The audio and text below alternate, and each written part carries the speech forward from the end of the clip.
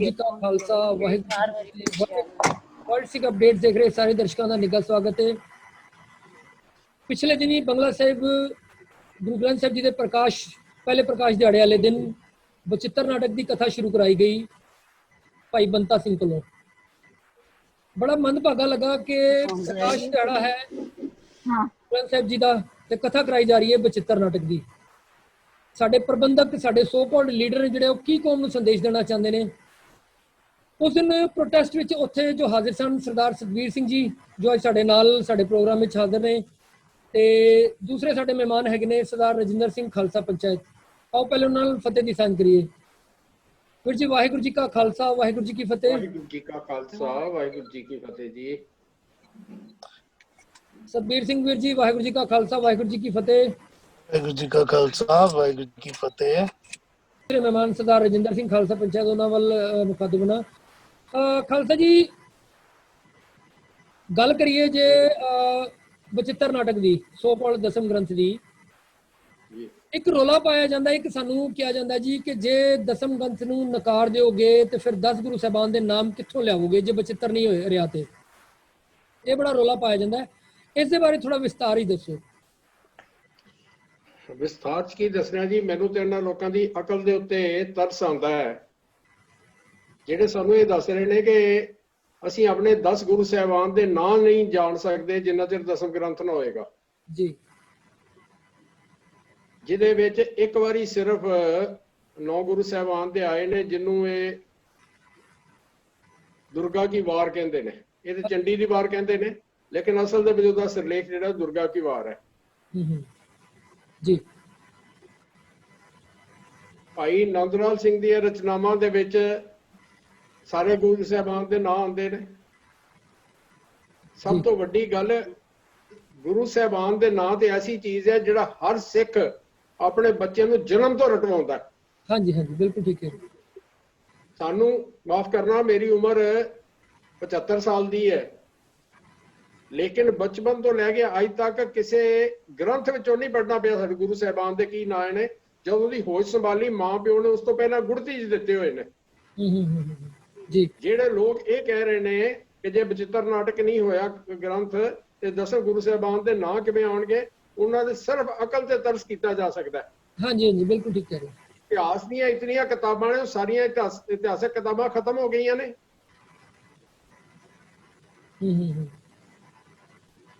ਕੋਈ ਲਿੰਕ ਨਹੀਂ ਬਣਦਾ, ਬੇਕਾਰ ਦੀ ਗੱਲ ਹੈ। ਸਿਰਫ ਕਿਉਂਕਿ ਇੱਕ ਗੱਲ ਨੂੰ ਜਸਟੀਫਾਈ ਕਰਨਾ ਹੈ, ਇੱਕ ਗ੍ਰੰਥ ਨੂੰ ਤੁਸੀਂ ਕਿਸੇ ਨਾ ਕਿਸੇ ਰਾਹੀਂ ਜ਼ਬਰਦਸਤੀ ਸਾਡੇ ਸਿੱਖ ਕੌਮ ਦੇ ਵਿੱਚ ਘੁਸੇੜਨਾ ਚਾਹੁੰਦੇ ਹੋ, ਇਸ ਕਰਕੇ ਤੁਸੀਂ ਇਹ ਪਖੰਡ ਬਣਾਇਆ ਹੋਇਆ, ਇੱਕ ਐਕਸਕਿਊਜ਼ ਬਣਾਈ ਹੋਈ ਹੈ। ਜੀ दूसरा क्या जाता जी वाहिगुरू जी का खालसा वाहिगुरू जी की फतेह जड़ी है वो बचित्र नाटक जो हैगी है गुरु ग्रंथ साहिब दा कोई हवाला नहीं आता, जिसके गुरु ग्रंथ साहिब बड़ी जगह आता है। लेकिन ये बारे तुसी थोड़ा विस्तार नाल इहदे बारे भी दसो। और दूसरी वो कहते जी खंडे बाटे की पाहुल जिहदा कि जबकि बचित्र नाटक जी किते कोई जिक्र नहीं हैगा, इहदे बारे थोड़ा जिहा दसो। देखो गल ये है ਜਿਹੜਾ ਤੇ ਇਹ ਕਹਿੰਦੇ ਨੇ ਕਿ ਵਾਹਿਗੁਰੂ ਜੀ ਕਾ ਖਾਲਸਾ ਵਾਹਿਗੁਰੂ ਜੀ ਕੀ ਫਤਿਹ ਦਸਮ ਗ੍ਰੰਥ ਦੇ ਵਿੱਚੋਂ ਆਇਆ ਹੈ ਜੀ, ਉਹ ਸਭ ਤੋਂ ਵੱਡੇ ਮੂਰਖ ਨੇ। ਉਹਨਾਂ ਨੇ ਪੜ੍ਹਿਆ ਹੀ ਨਹੀਂ ਦਸਮ ਗ੍ਰੰਥ, ਵੇਖਿਆ ਹੀ ਨਹੀਂ। ਜੀ ਜੀ ਪਿੱਛੇ ਇੱਕ ਵਾਰੀ ਤੁਹਾਡਾ ਦਿੱਲੀ ਦਾ ਹੀ ਇੱਕ ਸਿੱਖ ਜਿਹੜਾ ਇਸ ਗੱਲ ਦੇ ਉੱਤੇ ਮੇਰੇ ਨਾਲ ਬਹਿਸ ਪਿਆ। ਮੈਂ ਉਹਨੂੰ ਕਿਹਾ ਸੀ ਕਿ ਮੈਂ ਚੰਡੀਗੜ੍ਹ ਆਉਣ ਦਾ, ਮੈਂ ਚੰਡੀਗੜ੍ਹ 'ਚ ਰਹਿਣਾ, ਚੰਡੀਗੜ੍ਹ ਆਉਣ ਦਾ ਕਿਰਾਇਆ ਭਾਵੇਂ ਹਵਾਈ ਜਹਾਜ਼ ਤੇ ਆ ਜਾਏ ਭਾਵੇਂ ਗੱਡੀ ਦੇ ਵਿੱਚ ਆ ਜਾਏ ਦਿਆਂਗਾ ਆਪਣੇ ਕੋਲੋਂ, ਜਿੰਨੀ ਕੁ ਮੇਰੀ ਜ਼ਰੂਰਤ ਹੈ। ਮੈਂ 10,000 ਰੁਪਏ ਇਨਾਮ ਵੀ ਦਿਆਂਗਾ, ਆ ਕੇ ਮੈਨੂੰ ਦਿਖਾ ਦੇ ਕਿਹੜਾ ਦਸਮ ਗ੍ਰੰਥ ਹੈ ਜਿਹਦੇ ਵਿੱਚ ਲਿਖਿਆ ਹੋਇਆ ਵਾਹਿਗੁਰੂ ਜੀ ਕਾ ਖਾਲਸਾ ਵਾਹਿਗੁਰੂ ਜੀ ਕੀ ਫਤਿਹ। ਜੀ ਜੀ ਜੀ ਆ ਕੁਝ ਦਿਨ ਪਹਿਲੇ ਪ੍ਰਭਦੀਪ ਸਿੰਘ ਹੋਰਾਂ ਨਾਲ ਮੇਰਾ ਇੱਕ ਪ੍ਰੋਗਰਾਮ ਹੋਇਆ ਸੀ, ਉਹਦੇ ਵਿੱਚ ਮੈਂ ਕਿਹਾ ਸੀ ਵੀ ਉਹ ਇਨਾਮ ਅੱਜ ਵੀ ਖੁੱਲ੍ਹਾ ਹੈ, ਮੈਂ ਉਸ ਤੋਂ ਵਧੇਰੇ ਦੇ ਦਿਆਂਗਾ, ਲਿਆਓ ਦਿਖਾਓ ਕਿੱਥੇ ਹੈ। ਜੀ ਜਿਨ੍ਹਾਂ ਨੂੰ ਪਤਾ ਹੀ ਕੁਛ ਨਹੀਂ, ਲੋਕਾਂ ਦੀ ਸੁਣਾਈ ਜਿਹੜੀ ਹੈ ਉਹਦੇ ਉੱਤੇ ਕਹੀ ਜਾਂਦੇ ਨੇ। ਔਰ ਉਹਨਾਂ ਇੱਥੋਂ ਹੀ ਪਤਾ ਲੱਗਦਾ ਕਿ ਇਹਨਾਂ ਲੋਕਾਂ ਨੇ ਪੜ੍ਹਿਆ ਨਹੀਂ। ਪੜਿਆ ਨਹੀਂ, ਬਿਲਕੁਲ ਸੱਚਾਈ ਜੀ, ਪੜਿਆ ਨਹੀਂ। ਸੁਣਾਈ ਦੀ ਗੱਲ ਜਿਹੜੀ ਹੈ ਉਹਦੇ ਉੱਤੇ ਹੀ ਚੱਲ ਰਿਹਾ, ਇੱਕ ਕਹਿ ਦਿੰਦਾ ਦੂਜਾ ਜਿਹੜਾ ਉਹਦੇ ਉੱਤੇ ਹੀ ਤੁਰ ਪੈਂਦਾ। ਜਿਹੜੀ ਤੁਸੀਂ ਹੁਣ ਪਾਹੁਲ ਦੀ ਗੱਲ ਕੀਤੀ ਜੀ, ਜਿਹਦੀ ਕਥਾ ਕੀਤੀ ਹੈ ਬੰਤਾ ਸਿੰਘ ਨੇ, ਹਾਂਜੀ ਉੱਥੇ ਦਿੱਲੀ ਤੋਂ ਬੰਗਲਾ ਸਾਹਿਬ ਗੁਰਦੁਆਰੇ ਤੋਂ, ਜੀ ਜੀ ਉਹ ਉਹਨੂੰ ਕਹਿੰਦੇ ਨੇ ਕਿ ਗੁਰੂ ਗੋਬਿੰਦ ਸਿੰਘ ਮਹਾਰਾਜ ਦੀ ਸਵੈ ਜੀਵਨੀ ਹੈ, ਉਹ ਕਹਿੰਦੇ ਨੇ। ਹਾਂਜੀ ਅਸੀਂ ਤਾਂ ਮੰਨਦੇ ਨਹੀਂ, ਉਹ ਕਹਿੰਦੇ ਨੇ ਸਵੈ ਜੀਵਨੀ ਹੈ, ਉਹਨਾਂ ਦੀ ਆਟੋਬਾਇਓਗ੍ਰਾਫੀ ਹੈ। ਅੱਜ ਤਾਂ ਬੰਤਾ ਸਿੰਘ ਨੇ ਇੱਥੋਂ ਤੱਕ ਮਤਲਬ ਪਿਛਲੇ ਦਿਨਾਂ 'ਚ ਪਖੰਡ ਘੋਲ ਦਿੱਤਾ। ਉਹਨੇ ਕਹਿਤਾ ਜੀ ਦੁਨੀਆ ਦੇ ਵਿੱਚ ਇੱਕੋ ਸ਼ਖਸੀਅਤ ਹੋਈ ਹੈ ਜਿਹਨੇ ਪਿਛਲੇ ਜਨਮ ਦੀ ਜੀਵਨੀ ਲਿਖੀ ਹੈ। ਭਾਈ ਤੁਸੀਂ ਕੀ ਕਹਿਣਾ ਚਾਹੁੰਦੇ ਹੋ ਕਿ ਗੁਰੂ ਨਾਨਕ ਸਾਹਿਬ ਤੋਂ ਲੈ ਕੇ ਗੁਰੂ ਤੇਗ ਬਹਾਦਰ ਸਾਹਿਬ ਇੱਕ ਜੋਤ ਸਨ, ਗੁਰੂ ਗੋਬਿੰਦ ਸਿੰਘ ਮਹਾਰਾਜ ਨੂੰ ਅਲੱਗ ਕਰ ਦੇਣਾ ਚਾਹੁੰਦੇ ਹੋ?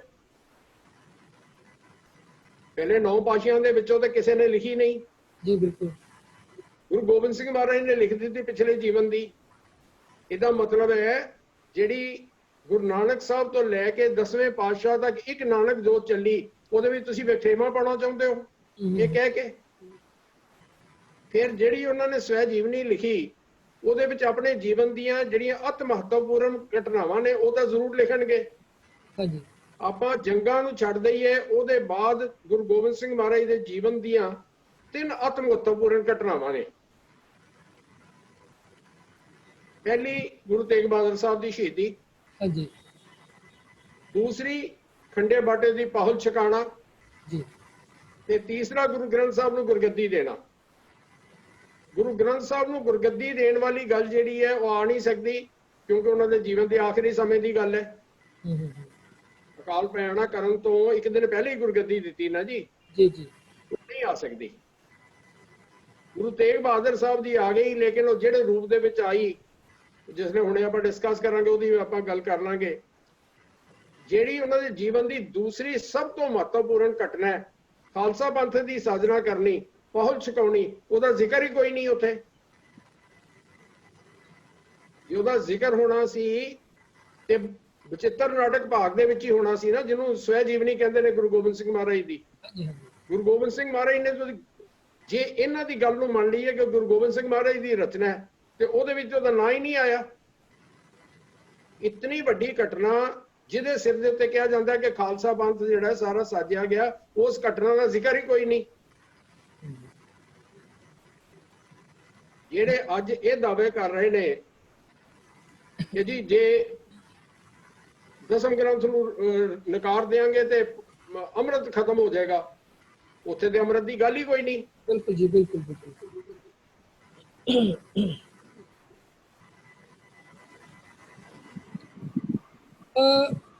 ਸਤਬੀਰ ਸਿੰਘ ਵੀਰ ਜੀ ਆ ਗਏ ਨੇ, ਮੈਂ ਜ਼ਰਾ ਉਹਨਾਂ ਨੂੰ ਉਸ ਦਿਨ ਦੇ ਵਾਪਸ ਉਹਨਾਂ ਆਪਣੇ ਪੁਰਾਣੇ ਸਵਾਲ ਤੇ ਜਾਵਾਂਗਾ। ਵੀਰ ਜੀ, ਉਸ ਦਿਨ ਜਿਹੜਾ ਉੱਥੇ ਪ੍ਰੋਟੈਸਟ ਹੋਇਆ, ਉਹਦੇ ਤੇ ਆਪ ਜੀ ਸੌ ਪ੍ਰੋਟੈਸਟ ਵਿੱਚ ਗਏ, ਉੱਥੇ ਕੀ ਹੋਇਆ ਉਸ ਬਾਰੇ ਥੋੜਾ ਜਿਹਾ ਪ੍ਰੋਟੈਸਟ ਬਾਰੇ ਵਿਸਤਾਰ ਨਾਲ ਦੱਸੋ, ਫਿਰ ਮੈਂ ਵਾਪਸ ਦੁਬਾਰਾ ਇਹਨਾਂ ਪੁਰਾਣੇ ਸਵਾਲਾਂ ਤੇ ਆਵਾਂਗਾ। ਜੀ ਵੀਰ ਜੀ, ਵੀਰ ਜੀ ਪਹਿਲਾਂ 4 ਤਾਰੀਖ ਦੀ ਆਪ ਲੋਕ ਗੱਲ ਕਰ ਰਹੇ ਹੋ ਕਿ 4 ਤਾਰੀਖ ਨੂੰ ਜਿਹੜਾ ਪ੍ਰੋਟੈਸਟ ਹੋਇਆ, ਉਸ ਤੋਂ ਪਹਿਲਾਂ ਅਸੀਂ ਲੋਕ 1 ਤਾਰੀਖ ਨੂੰ ਵੀ ਉੱਥੇ ਗਏ ਸੀ। ਮੇਰੀ ਪਹਿਲਾਂ ਵੀ ਸਾਂਝ ਪੈ ਚੁੱਕੀ ਹੈ ਇਸ ਬਾਬਤ। 1 ਤਾਰੀਖ ਤੋਂ ਪਹਿਲਾਂ ਅਸੀਂ 31 ਤਾਰੀਖ ਨੂੰ ਵੀ ਅਸੀਂ ਗੁਰਦੁਆਰਾ ਰਕਾਬਗੰਜ ਸਾਹਿਬ ਬੜੇ ਪਿਆਰ ਨਾਲ ਅਸੀਂ ਮੈਂਬਰ ਸਾਹਿਬਾਨ ਨਾਲ ਮਿਲਨੇ ਸਾਂ। ਅਸੀਂ ਉਹਨਾਂ ਨੂੰ ਹੱਥ ਬੰਨ੍ਹ ਕੇ ਬਿਲਕੁਲ ਹੱਥ ਜੋੜ ਕੇ ਉਹਨਾਂ ਨੂੰ ਰਿਕੁਐਸਟ ਕੀਤੀ ਸੀ ਕਿ ਵੀਰ ਜੀ ਆਪ ਜੀ ਗੁਰੂ ਗ੍ਰੰਥ ਸਾਹਿਬ ਜੀ ਦੀ ਕਿਸੇ ਬਾਣੀਆਂ ਦੀ ਆਪ ਜੀ ਕੋਈ ਵੀ ਬਾਣੀ ਆਪ ਜੀ ਲੈ ਲਓ, ਉਸ ਬਾਬਤ ਬੰਤਾ ਸਿੰਘ ਜੀ ਕੋਲੋਂ ਹੀ ਵਿਚਾਰ ਕਰਵਾ ਲਓ ਆਪ ਜੀ। ਲੇਕਿਨ ਬਾਣੀ ਜਿਹੜੀ ਹੈ ਉਹ ਗੁਰੂ ਗ੍ਰੰਥ ਸਾਹਿਬ ਜੀ ਤੋਂ ਹੋਣੀ ਚਾਹੀਦੀ ਹੈ। ਆਪ ਜੀ ਜਿਹੜੀ ਦਸਮ ਗ੍ਰੰਥ ਦੀ ਆਪ ਜੀ ਜਿਹੜੀ ਕਹਿ ਕੇ ਦਸਮ ਗ੍ਰੰਥ ਜਿਹਨੂੰ ਕਹਿੰਦੇ ਹੋ ਅੱਜ ਕੱਲ ਆਪ ਜੀ, ਕਿਉਂਕਿ ਇਹਦਾ ਪਹਿਲਾ ਨਾਮ ਜਿਸ ਤਰ੍ਹਾਂ ਵੀਰ ਜੀ ਵੀ ਦੱਸਦੇ ਹਨ ਬਚਿੱਤਰ ਨਾਟਕ ਸੀ, ਤੇ ਉਸ ਤੋਂ ਪਹਿਲਾਂ ਕੋਈ ਨਾਮ ਹੀ ਨਹੀਂ ਸੀ ਤੇ ਉਹਨੂੰ ਦਸਮ ਗ੍ਰੰਥ ਕਹਿਣਾ ਵੀ ਮੈਨੂੰ ਠੀਕ ਨਹੀਂ ਲੱਗਦਾ, ਕਿਉਂਕਿ ਰਚਨਾ ਕਿਸੇ ਦੀ ਵੀ ਹੋਏ, ਕਿਸੇ ਹੋਰ ਨੂੰ ਅਖਤਿਆਰ ਨਹੀਂ ਹੁੰਦਾ ਉਸਦੇ ਵਿੱਚ ਕੁਝ ਨਾਮ ਦੀ ਫੇਰ ਬਦਲ ਕੀਤੀ ਜਾਏ ਜਾਂ ਫਿਰ ਉਸਦੇ ਵਿੱਚ ਕੁਝ ਵਧਾਇਆ ਜਾਏ ਜਾਂ ਘਟਾਇਆ ਜਾਏ। ਲੇਕਿਨ ਨਿਤਾ ਪ੍ਰਤੀ ਅਸੀਂ ਦੇਖ ਰਹੇ ਹਾਂ ਨਾਮ ਵੀ ਬਦਲਿਆ ਜਾ ਰਿਹਾ ਤੇ ਨਿਤਾ ਪ੍ਰਤੀ ਵਧਾਇਆ ਘਟਾਇਆ ਵੀ ਜਾ ਰਿਹਾ ਹੈ। ਜਿਸ ਤਰ੍ਹਾਂ ਉਹਨਾਂ ਨੂੰ ਪਤਾ ਲੱਗਦਾ ਹੈ ਕਿ ਕਿਸ ਤਰੀਕੇ ਦੇ ਨਾਲ ਵਿਦਵਾਨ ਲੋਕ ਕਹਿ ਰਹੇ ਹਨ ਕਿ ਇਹ ਚੀਜ਼ ਨਹੀਂ ਹੈ ਤੇ ਉਹ ਕੋਸ਼ਿਸ਼ ਕਰ ਰਹੇ ਹਨ। ਮੈਂ ਵਾਪਸ ਆਪ ਜੀ ਦੇ ਸਵਾਲ ਤੇ ਆ ਰਿਹਾ। ਜੀ ਵੀਰ ਜੀ, ਅਸੀਂ ਪਹਿਲਾਂ 31 ਤਾਰੀਖ ਨੂੰ ਗਏ ਸੀ ਰਿਕੁਐਸਟ ਲੈ ਕੇ, ਸਟ੍ਰੇਟ ਫਾਰਵਰਡ ਉਹਨਾਂ ਨੇ ਮਨਾ ਕਰਤਾ ਕਿ ਨਹੀਂ ਵਿਚਾਰ ਹੋਣਗੇ ਤੇ ਬਚਿੱਤਰ ਨਾਟਕ ਦੇ ਹੀ ਹੋਣਗੇ, ਇਸ ਤੋਂ ਇਲਾਵਾ ਨਹੀਂ ਹੋਣਗੇ। ਫਿਰ ਅਸੀਂ 1 ਤਾਰੀਖ ਨੂੰ 10-12 ਲੋਕ ਅਸੀਂ ਗਏ ਸਾਂ ਉੱਤੇ ਅਸੀਂ ਵੀਡੀਓ ਅਪਲੋਡ ਕਰਕੇ ਅਸੀਂ ਵੀਡੀਓ ਪ੍ਰੋਟੈਸਟ ਦੀ ਪਾਈ ਸੀ ਉਸ ਦੇ ਵਿੱਚ। ਫਿਰ ਸੰਗਤ ਦੇ ਵੱਲੋਂ ਸਾਨੂੰ ਉਸ ਵੀਡੀਓ ਦੇ ਰਾਹੀਂ ਸੰਗਤ ਦੇ ਵੱਲੋਂ ਕਾਫੀ ਪ੍ਰੋਤਸਾਹਨ ਮਿਲਿਆ। ਮੈਂ ਇਹ ਗੱਲ ਕਰਨਾ ਚਾਹਾਂਗਾ। ਫਿਰ ਅਸੀਂ ਨਿਸ਼ਚੈ ਕੀਤਾ ਕਿ ਅਸੀਂ 4 ਤਰੀਕ ਨੂੰ ਸਾਰੇ ਰਲ ਮਿਲ ਕੇ ਉੱਤੇ ਜਾਈਏ ਤੇ ਪੀਸਫੁਲ ਪ੍ਰੋਟੈਸਟ ਕਰੀਏ, ਕਿਉਂਕਿ ਸਾਹਮਣੇ ਜਿਹੜੇ ਲੋਕ ਖੜੇ ਸਨ ਬਹੁ ਗਿਣਤੀ ਵਿੱਚ ਸਾਰੇ ਆਪਣੇ ਹੀ ਕਵਾਂਗਾ ਮੈਂ, ਸਾਰੇ ਆਪਣੇ ਹੀ ਲੋਕ ਸਨ, ਆਪਣੇ ਹੀ ਭਰਾ ਸਨ ਤੇ ਬਾਹਰਲੀ ਦੁਨੀਆ ਨੂੰ ਨਹੀਂ ਪਤਾ ਕਿ ਕਿਸ ਵਜ੍ਹਾ ਕਰਕੇ ਇਹ ਵਿਵਾਦ ਖੜਾ ਹੋ ਰਿਹਾ ਹੈ, ਕਿਸ ਗੱਲ ਕਰਕੇ ਪ੍ਰੋਟੈਸਟ ਹੈ। ਤੇ ਅਸੀਂ ਬਿਲਕੁਲ ਨਿਸ਼ਚੈ ਇਹ ਕਰਕੇ ਗਏ ਸੀ ਕਿ ਬਿਲਕੁਲ ਪੀਸਫੁਲ ਪ੍ਰੋਟੈਸਟ ਅਸੀਂ ਕਰਾਂਗੇ। ਪਰ ਜਦੋਂ ਅਸੀਂ ਉੱਤੇ ਪਹੁੰਚਿਆ ਸ਼ਾਇਦ ਉਹਨਾਂ ਨੂੰ ਇਹ ਭੁਲੇਖਾ ਸੀ ਕਿ ਅਸੀਂ ਫੋਰਸਫੁਲੀ ਗੁਰਦੁਆਰਾ ਸਾਹਿਬ ਵਿੱਚ ਐਂਟਰ ਕਰਕੇ ਉਹਨਾਂ ਦੇ ਮਨ ਦੇ ਮੁਤਾਬਿਕ, ਜਿਸ ਮੁਤਾਬਿਕ ਉਹ ਕਿਰਪਾਨਾਂ ਤੇ ਨਾਲ ਹੋਰ ਚੀਜ਼ਾਂ ਲੈ ਕੇ ਖਲੋਤੇ ਹੋਏ ਸਨ, ਸ਼ਸਤਰ ਪੂਰੇ ਧਾਰਨ ਕਰਕੇ ਬਿਲਕੁਲ ਸਾਡੇ ਸਾਹਮਣੇ ਰਸਤਾ ਰੋਕ ਕੇ ਇਸ ਤਰ੍ਹਾਂ ਖਲੋ ਗਏ ਸਨ ਜੈਸੇ ਕਿ ਸ਼ਾਇਦ ਸਾਨੂੰ ਰੋਕਣਾ ਚਾਹੁੰਦੇ ਹਨ ਕਿ ਅਸੀਂ ਅੰਦਰ ਨਾ ਜਾਈਏ। ਪਰ ਸਾਡਾ ਕੋਈ ਐਸਾ ਵਿਚਾਰ ਨਹੀਂ ਸੀ ਕਿ ਅਸੀਂ ਅੰਦਰ ਜਾਈਏ, ਕਿਉਂਕਿ ਸਾਰੇ ਸੰਸਾਰ ਵਿੱਚ ਉਧਰੋਂ ਲਾਈਵ ਟੈਲੀਕਾਸਟ ਹੋ ਰਿਹਾ ਸੀਗਾ ਤੇ ਜਿੱਥੇ ਗੁਰੂ ਗ੍ਰੰਥ ਸਾਹਿਬ ਜੀ ਦਾ ਪ੍ਰਕਾਸ਼ ਹੋਇਆ ਉੱਤੇ ਸਾਨੂੰ ਰੋਲਾ ਪਾਣਾ ਠੀਕ ਨਹੀਂ ਲੱਗ ਰਿਹਾ ਸੀ। ਤੇ ਜਦੋਂ ਅਸੀਂ ਲੋਕ ਬਾਹਰ ਬੈਠੇ ਸੀ ਤੇ ਅਸੀਂ ਸੰਗਤ ਵਿੱਚੋਂ ਕਿਸੇ ਨੇ ਨਿਸ਼ਚੈ ਕੀਤਾ ਕਿ ਚਲੋ ਅਸੀਂ ਰਲ ਮਿਲ ਕੇ ਜਪਜੀ ਸਾਹਿਬ ਦਾ ਪਾਠ ਹੀ ਕਰ ਲਈਏ। ਅਸੀਂ ਜਪਜੀ ਸਾਹਿਬ ਦੇ ਪਾਠ ਦੀ ਆਰੰਭਤਾ ਕੀਤੀ ਤੇ ਸਾਹਮਣੇ ਉਹਨਾਂ ਨੇ ਉੱਚੀ ਉੱਚੀ ਕਦੀ ਚੰਡੀ ਦੀ ਵਾਰ ਦੀ ਤੇ ਕਦੀ ਹੋਰ ਬੜੀ ਉੱਚੀ ਉੱਚੀ, ਮੈਨੂੰ ਬੜੀ ਹੈਰਾਨੀ ਹੋਈ। ਮੈਨੂੰ ਇਹ ਲੱਗਿਆ ਕਿ ਜਪਜੀ ਤੇ ਸਾਡਾ ਸਾਂਝਾ ਹੈ। ਚਲੋ ਤੁਸੀਂ ਬਚਿੱਤਰ ਨਾਟਕ ਉੱਤੇ, ਦਸਮ ਗ੍ਰੰਥ ਉੱਤੇ ਅਸੀਂ ਕਹਿ ਸਕਦੇ ਹਾਂ ਕਿ ਸਾਡੀ ਰਾਏ ਵੱਖਰੀ ਹੈ, ਤੁਹਾਡੀ ਸੋਚ ਵੱਖਰੀ ਹੈ, ਪਰ ਜਪਜੀ ਵਿੱਚ ਤੇ ਕੋਈ ਫਰਕ ਨਹੀਂ ਨਾ। ਗੁਰੂ ਗ੍ਰੰਥ ਸਾਹਿਬ ਜੀ ਤੇ ਤੁਸੀਂ ਵੀ ਕਹਿੰਦੇ ਹੋ ਗੁਰੂ ਸਾਡਾ, ਅਸੀਂ ਵੀ ਕਹਿੰਦੇ ਹਾਂ ਸਾਡਾ ਗੁਰੂ ਹੈ। ਤੇ ਆਪਣੇ ਆਪ ਜੀ ਨੂੰ ਇੱਕ ਚੀਜ਼ ਹੋਰ ਐਡ ਕਰਨਾ ਚਾਹਾਂਗਾ ਕਿ ਸਾਡੇ ਪਿਛਲੇ ਪ੍ਰੋਗਰਾਮ ਵਿੱਚ ਦਲਬੀਰ ਸਿੰਘ ਫਰੀਦਾਬਾਦ, IAS ਗੁਰਤੇਜ ਸਿੰਘ ਜੀ ਤੇ ਪਟਿਆਲਾ ਤੋਂ ਕੰਵਰ ਅਜੀਤ ਸਿੰਘ ਜੀ ਆਏ ਸਨ ਬਚਿੱਤਰ ਦੇ ਹੱਕ ਵਿੱਚ। ਤੇ ਮੈਂ ਉਹਨਾਂ ਨੂੰ ਵੀ ਸਵਾਲ ਕੀਤਾ ਸੀ, ਮੈਂ ਕਿਹਾ ਜੀ ਜਪ ਬਾਣੀ ਉੱਥੇ ਪੜ੍ਹੀ ਜਾ ਰਹੀ ਸੀ, ਜਪਜੀ ਸਾਹਿਬ ਦਾ ਪਾਠ ਹੋ ਰਿਹਾ ਸੀ, ਉਹਦੇ ਵਿੱਚ ਆ ਕੇ ਅਗਰ ਉਹਨਾਂ ਨੇ ਵਿੱਚ ਕਰਨਾ ਸੀ ਤੇ ਨਾਲ ਹੀ ਉਹ ਜਪਜੀ ਸਾਹਿਬ ਥੋੜਾ ਹੋਰ ਉੱਚੀ ਪੜ੍ਹ ਲੈਂਦੇ ਜੇ ਉਹਨਾਂ ਨੂੰ ਕੁਝ ਇਹੋ ਜਿਹੀ ਕੋਈ ਨਾਰਾਜ਼ਗੀ ਸੀ। ਲੇਕਿਨ ਵਿੱਚ ਆ ਕੇ ਉਹਨਾਂ ਨੇ ਚੌਪਈ ਤੇ ਹੋਰ ਪੜ੍ਹਨਾ ਸ਼ੁਰੂ ਕਰ ਦਿੱਤਾ। ਤੇ ਕੀ ਇਹ ਜਿਹੜੀਆਂ ਰਚਨਾਵਾਂ ਨੇ ਇਹ ਜਪ ਬਾਣੀ ਤੋਂ, ਜਪਜੀ ਸਾਹਿਬ ਤੋਂ ਉੱਚੀਆਂ ਹੋ ਗਈਆਂ ਨੇ? ਉਹਨਾਂ ਨੇ ਬੜਾ ਭਾਵਨਾ ਦੀ ਗੱਲਾਂ ਤੇ ਹੋਰ ਬੜੀਆਂ ਗੱਲਾਂ ਕੀਤੀਆਂ, ਉਹਨਾਂ ਨੇ ਸਿੱਧੇ ਤਰੀਕੇ ਜਵਾਬ ਨਹੀਂ ਦਿੱਤਾ। ਮੇਰਾ ਸਵਾਲ ਉਹਨਾਂ ਨੂੰ ਇਹੀ ਰਿਹਾ, ਮੈਂ ਇੱਕ ਵਾਰੀ ਨਹੀਂ ਘੱਟੋ ਘੱਟ 10 ਵਾਰੀ ਉਹਨਾਂ ਨੂੰ ਇਹ ਗੱਲ ਪੁੱਛੀ ਸੀ, ਪਰ ਉਹਨਾਂ ਨੇ ਗੋਲਮੋਲ ਗੱਲਾਂ ਕਰਦੇ ਰਹੇ। ਬੜੀ ਹੈਰਾਨੀ ਹੁੰਦੀ ਹੈ ਕਿ ਜਪਜੀ ਸਾਹਿਬ ਤੇ ਚਲੋ ਸਾਡਾ ਸਾਂਝਾ ਹੈ, ਵਿਵਾਦ ਬਚਿੱਤਰ ਨਾਟਕ ਦਸਮ ਗ੍ਰੰਥ ਤੇ ਹੈਗਾ, ਗੁਰੂ ਗ੍ਰੰਥ ਸਾਹਿਬ ਜੀ ਦੀ ਕਿਸੇ ਬਾਣੀ ਤੇ ਕੋਈ ਵਿਵਾਦ ਨਹੀਂ। ਲੇਕਿਨ ਉਹਨਾਂ ਨੇ ਇੱਥੇ ਮੇਰੀ ਗੱਲ ਨੂੰ ਬੜਾ ਉਹਨਾਂ ਨੇ ਘੁਮਾਇਆ, ਬੜਾ ਉਹਨਾਂ ਨੇ ਕੋਸ਼ਿਸ਼ ਕੀਤੀ ਸਵਾਲ ਤੋਂ ਬਚਣ ਦੀ। ਬੜੀ ਹੈਰਾਨੀ ਹੁੰਦੀ ਇਹਨਾਂ ਗੱਲਾਂ ਦੀ। ਵਾਕਈ ਇਹ ਗੱਲ ਤੁਸੀਂ ਜੋ ਠੀਕ ਕਹਿ ਰਹੇ ਹੋ ਕਿ ਜਪਜੀ ਤੇ ਸਾਡਾ ਜਿਹੜਾ ਹੈਗਾ ਉਹ ਤੇ ਬਿਲਕੁਲ ਸਾਂਝਾ ਹੈਗਾ ਜੀ। ਆਪ ਜੀ ਆਪਣੀ ਗੱਲ ਅੱਗੇ ਰੱਖੋ ਜੀ। ਜੀ ਜੀ ਬਿਲਕੁਲ ਵੀ ਜੀ, ਪਰ ਬੜੀ ਹੈਰਾਨੀ ਹੋਈ, ਉਹਨਾਂ ਨੇ ਇੰਨਾ ਰੋਲਾ ਪਾਇਆ। ਮੈਨੂੰ ਬੜੇ ਅਫਸੋਸ ਨਾਲ ਕਹਿਣਾ ਪੈਂਦਾ ਕਿ ਜਪ ਬਾਣੀ ਨੂੰ ਵੀ ਉਹਨਾਂ ਨੇ ਸੰਪੂਰਨ ਨਹੀਂ ਹੋਣ ਦਿੱਤਾ। ਉਹਨਾਂ ਨੇ ਇੰਨਾ ਜ਼ਿਆਦਾ, ਫਿਰ ਉਸ ਦੇ ਬਾਅਦ ਕੁਝ ਸਵਾਲ ਉਹਨਾਂ ਨੇ ਉੱਧਰ ਵੀ ਖੜੇ ਕੀਤੇ ਸਨ ਜਿਨ੍ਹਾਂ ਦੇ ਜਵਾਬ ਮੈਂ ਇਸ ਪਲੇਟਫਾਰਮ ਤੋਂ ਦੇਣਾ ਚਾਹ ਰਿਹਾ। ਉਹਨਾਂ ਨੇ ਕਿਹਾ ਜੀ ਜੋੜੇ ਪਾ ਕੇ ਤੁਸੀਂ ਬਾਣੀ ਪੜ੍ਹ ਰਹੇ ਹੋ, ਤੇ ਮੈਂ ਬੇਨਤੀ ਕਰਕੇ ਹੱਥ ਜੋੜ ਕੇ ਫਿਰ ਉਹਨਾਂ ਨੂੰ ਹੀ ਸਵਾਲ ਕਰ ਰਿਹਾ, ਸਾਰੇ ਸੰਸਾਰ ਵਿੱਚ ਪ੍ਰਭਾਤ ਫੇਰੀਆਂ ਤੁਸੀਂ ਆਪ ਵੀ ਕੱਢਦੇ ਹੋ, ਨੰਗੇ ਪੈਰੇ ਨਹੀਂ ਕੱਢਦੇ। ਨਗਰ ਕੀਰਤਨ ਨਿਕਲਦੇ ਹਨ, ਸਾਰੇ ਜੋੜੇ ਪਾ ਕੇ ਸਾਰੇ ਕੀਰਤਨ ਕਰ ਰਹੇ ਹੁੰਦੇ ਹੋ, ਲੇਕਿਨ ਉਸੇ ਥਾਂ ਤੇ ਤੁਸੀਂ ਉਸ ਚੀਜ਼ ਦੀ ਤੁਸੀਂ ਜਾਣ ਕੇ ਵੀਡੀਓ ਬਣਾ ਕੇ ਦੇਖੋ ਜੀ ਜੋੜੇ ਪਾਏ ਹਨ। ਉਹਨਾਂ ਦੀ ਆਈ ਡੋਂਟ ਨੋ ਮੈਨੂੰ ਕੀ ਕਹਿਣਾ ਚਾਹੀਦਾ, ਸੋਚ ਕਿੱਥੇ ਟਿੱਕੀ ਹੋਈ ਹੈ। ਅਜੇ ਤੱਕ ਸੋਚ ਤਨ ਤੇ ਉਸ ਦੇ ਉੱਤੇ ਟਿੱਕੀ ਹੋਈ ਹੈਗੀ ਹੈ। ਫਿਰ ਕਹਿੰਦੇ ਜੀ ਦਾੜੀ ਕਿਸੇ ਨੇ ਕੇਸ ਕਾਲੇ ਕੀਤੇ ਹਨ। ਤੇ ਮੈਂ ਬੇਨਤੀ ਕਰਦਾ ਕਿ ਸਾਡੇ ਪ੍ਰਧਾਨ ਸਾਹਿਬ ਉੱਤੇ ਵੀ ਨਜ਼ਰ ਮਾਰ ਲਓ ਥੋੜੀ ਜੀ, ਤੇ ਬਾਕੀ ਮੈਂਬਰ ਸਾਹਿਬ ਤੇ ਉੱਤੇ ਵੀ ਨਜ਼ਰ ਮਾਰ ਲਓ ਥੋੜੀ ਜੀ। ਤੁਸੀਂ ਸੰਗਤ ਦੇ ਉੱਤੇ ਤੇ ਬਹੁਤ ਜਲਦੀ ਤੁਸੀਂ ਵਿਵਾਦ ਖੜੇ ਕਰਦੇ ਹੋ। ਫਿਰ ਉਹਨਾਂ ਨੇ ਸਵਾਲ ਇੱਕ ਹੋਰ ਚੁੱਕਿਆ ਸੀ ਕਿ ਆਪ ਲੋਕਾਂ ਵਿੱਚੋਂ 5 ਲੋਕ ਆ ਜਾਓ, ਸਾਡੇ ਵਿੱਚੋਂ 5 ਲੋਕ ਆ ਜਾਣ ਤੇ ਅਸੀਂ ਬੈਠ ਕੇ ਵਿਚਾਰ ਕਰ ਲੈਂਦੇ ਹਾਂ। ਤੇ ਉਹਨਾਂ ਉਸ ਬਾਬਤ ਉਹਨਾਂ ਨੂੰ ਬੇਨਤੀ ਕੀਤੀ ਗਈ ਸੀ ਕਿ ਨਾ ਅਸੀਂ ਅਥਾਰਟੀ ਹਾਂ ਨਾ ਤੁਸੀਂ ਅਥਾਰਟੀ ਹੋ। ਅਸੀਂ ਬੈਠ ਕੇ ਕਹਿੰਦੇ ਰਵਾਂਗੇ ਕਿ ਇਹਨੂੰ ਰੋਕੋ, ਤੁਸੀਂ ਕਹਿੰਦੇ ਰਹੋਗੇ ਕਿ ਅਸੀਂ ਕਰਨਾ ਹੈ, ਤੇ ਨਤੀਜਾ ਕੁਝ ਵੀ ਨਹੀਂ ਨਿਕਲੇਗਾ। ਇਸ ਵਜ੍ਹਾ ਕਰਕੇ ਅਸੀਂ ਉੱਤੇ ਵਿਚਾਰ ਵਾਸਤੇ ਬਿਲਕੁਲ ਸਾਫ਼ ਤੌਰ ਤੇ ਇਨਕਾਰ ਕਰਤਾ ਸੀ। ਅਸੀਂ ਕਿਹਾ ਅਸੀਂ ਸਾਇਲੈਂਟ ਪ੍ਰੋਟੈਸਟ ਕਰਨ ਲਈ ਆਏ ਹਾਂ, ਸਾਇਲੈਂਟਲੀ ਸਾਨੂੰ ਪ੍ਰੋਟੈਸਟ ਕਰਨ ਦਿੱਤਾ ਜਾਏ, ਇਸ ਤੋਂ ਇਲਾਵਾ ਅਸੀਂ ਹੋਰ ਕੁਝ ਨਹੀਂ ਚਾਹੁੰਦੇ। ਜੀ ਜੀ ਹਾਂਜੀ ਵੀਰ ਜੀ, ਤੁਸੀਂ ਆਪਣੀ ਗੱਲ ਜਾਰੀ ਰੱਖੋ ਵੀਰ ਜੀ। ਜੀ ਵੀਰ ਜੀ, ਜਦੋਂ ਸੰਗਤ ਨੂੰ 4 ਤਰੀਕ ਦਾ ਪਤਾ ਲੱਗਿਆ ਤੇ ਸੰਗਤ ਨਾ ਜਾਣੇ ਕਿਧਰੋਂ ਕਿਧਰੋਂ ਸੰਗਤ ਪਹੁੰਚੀ ਹੈ। ਦਰਦ ਕਾਫੀ ਸੰਗਤ ਲੈ ਕੇ ਬੈਠੀ ਹੈ, ਜਿਨ੍ਹਾਂ ਨੂੰ ਇਸ ਬਾਬਤ ਦਰਦ ਹੈ ਕਿਉਂਕਿ ਮੈਨੂੰ ਲੱਗਦਾ ਹੈ ਗੁਰੂ ਗ੍ਰੰਥ ਸਾਹਿਬ ਜੀ ਦੀ ਸਰਵੋੱਚਤਾ ਦੇ ਉੱਤੇ ਕਿਧਰੇ ਨਾ ਕਿਧਰੇ ਚੈਲੰਜ ਕੀਤਾ ਜਾ ਰਿਹਾ ਹੈ। ਜੀ ਗੁਰੂ ਗ੍ਰੰਥ ਬਿਲਕੁਲ ਸਾਹਿਬ ਜੀ ਦੀ ਸਰਵੋੱਚਤਾ ਉੱਤੇ ਬਿਲਕੁਲ ਸਿੱਧੇ ਤੌਰ ਤੇ ਜਿਹੜਾ ਹੈ ਚੈਲੰਜ ਕੀਤਾ ਜਾ ਰਿਹਾ ਹੈ। ਇਸ ਬਾਬਤ ਜ਼ਰੂਰ ਵਿਚਾਰ ਕਰਨ ਦੀ ਲੋੜ ਹੈ ਸਾਡੇ ਸਾਰਿਆਂ ਨੂੰ ਹੀ।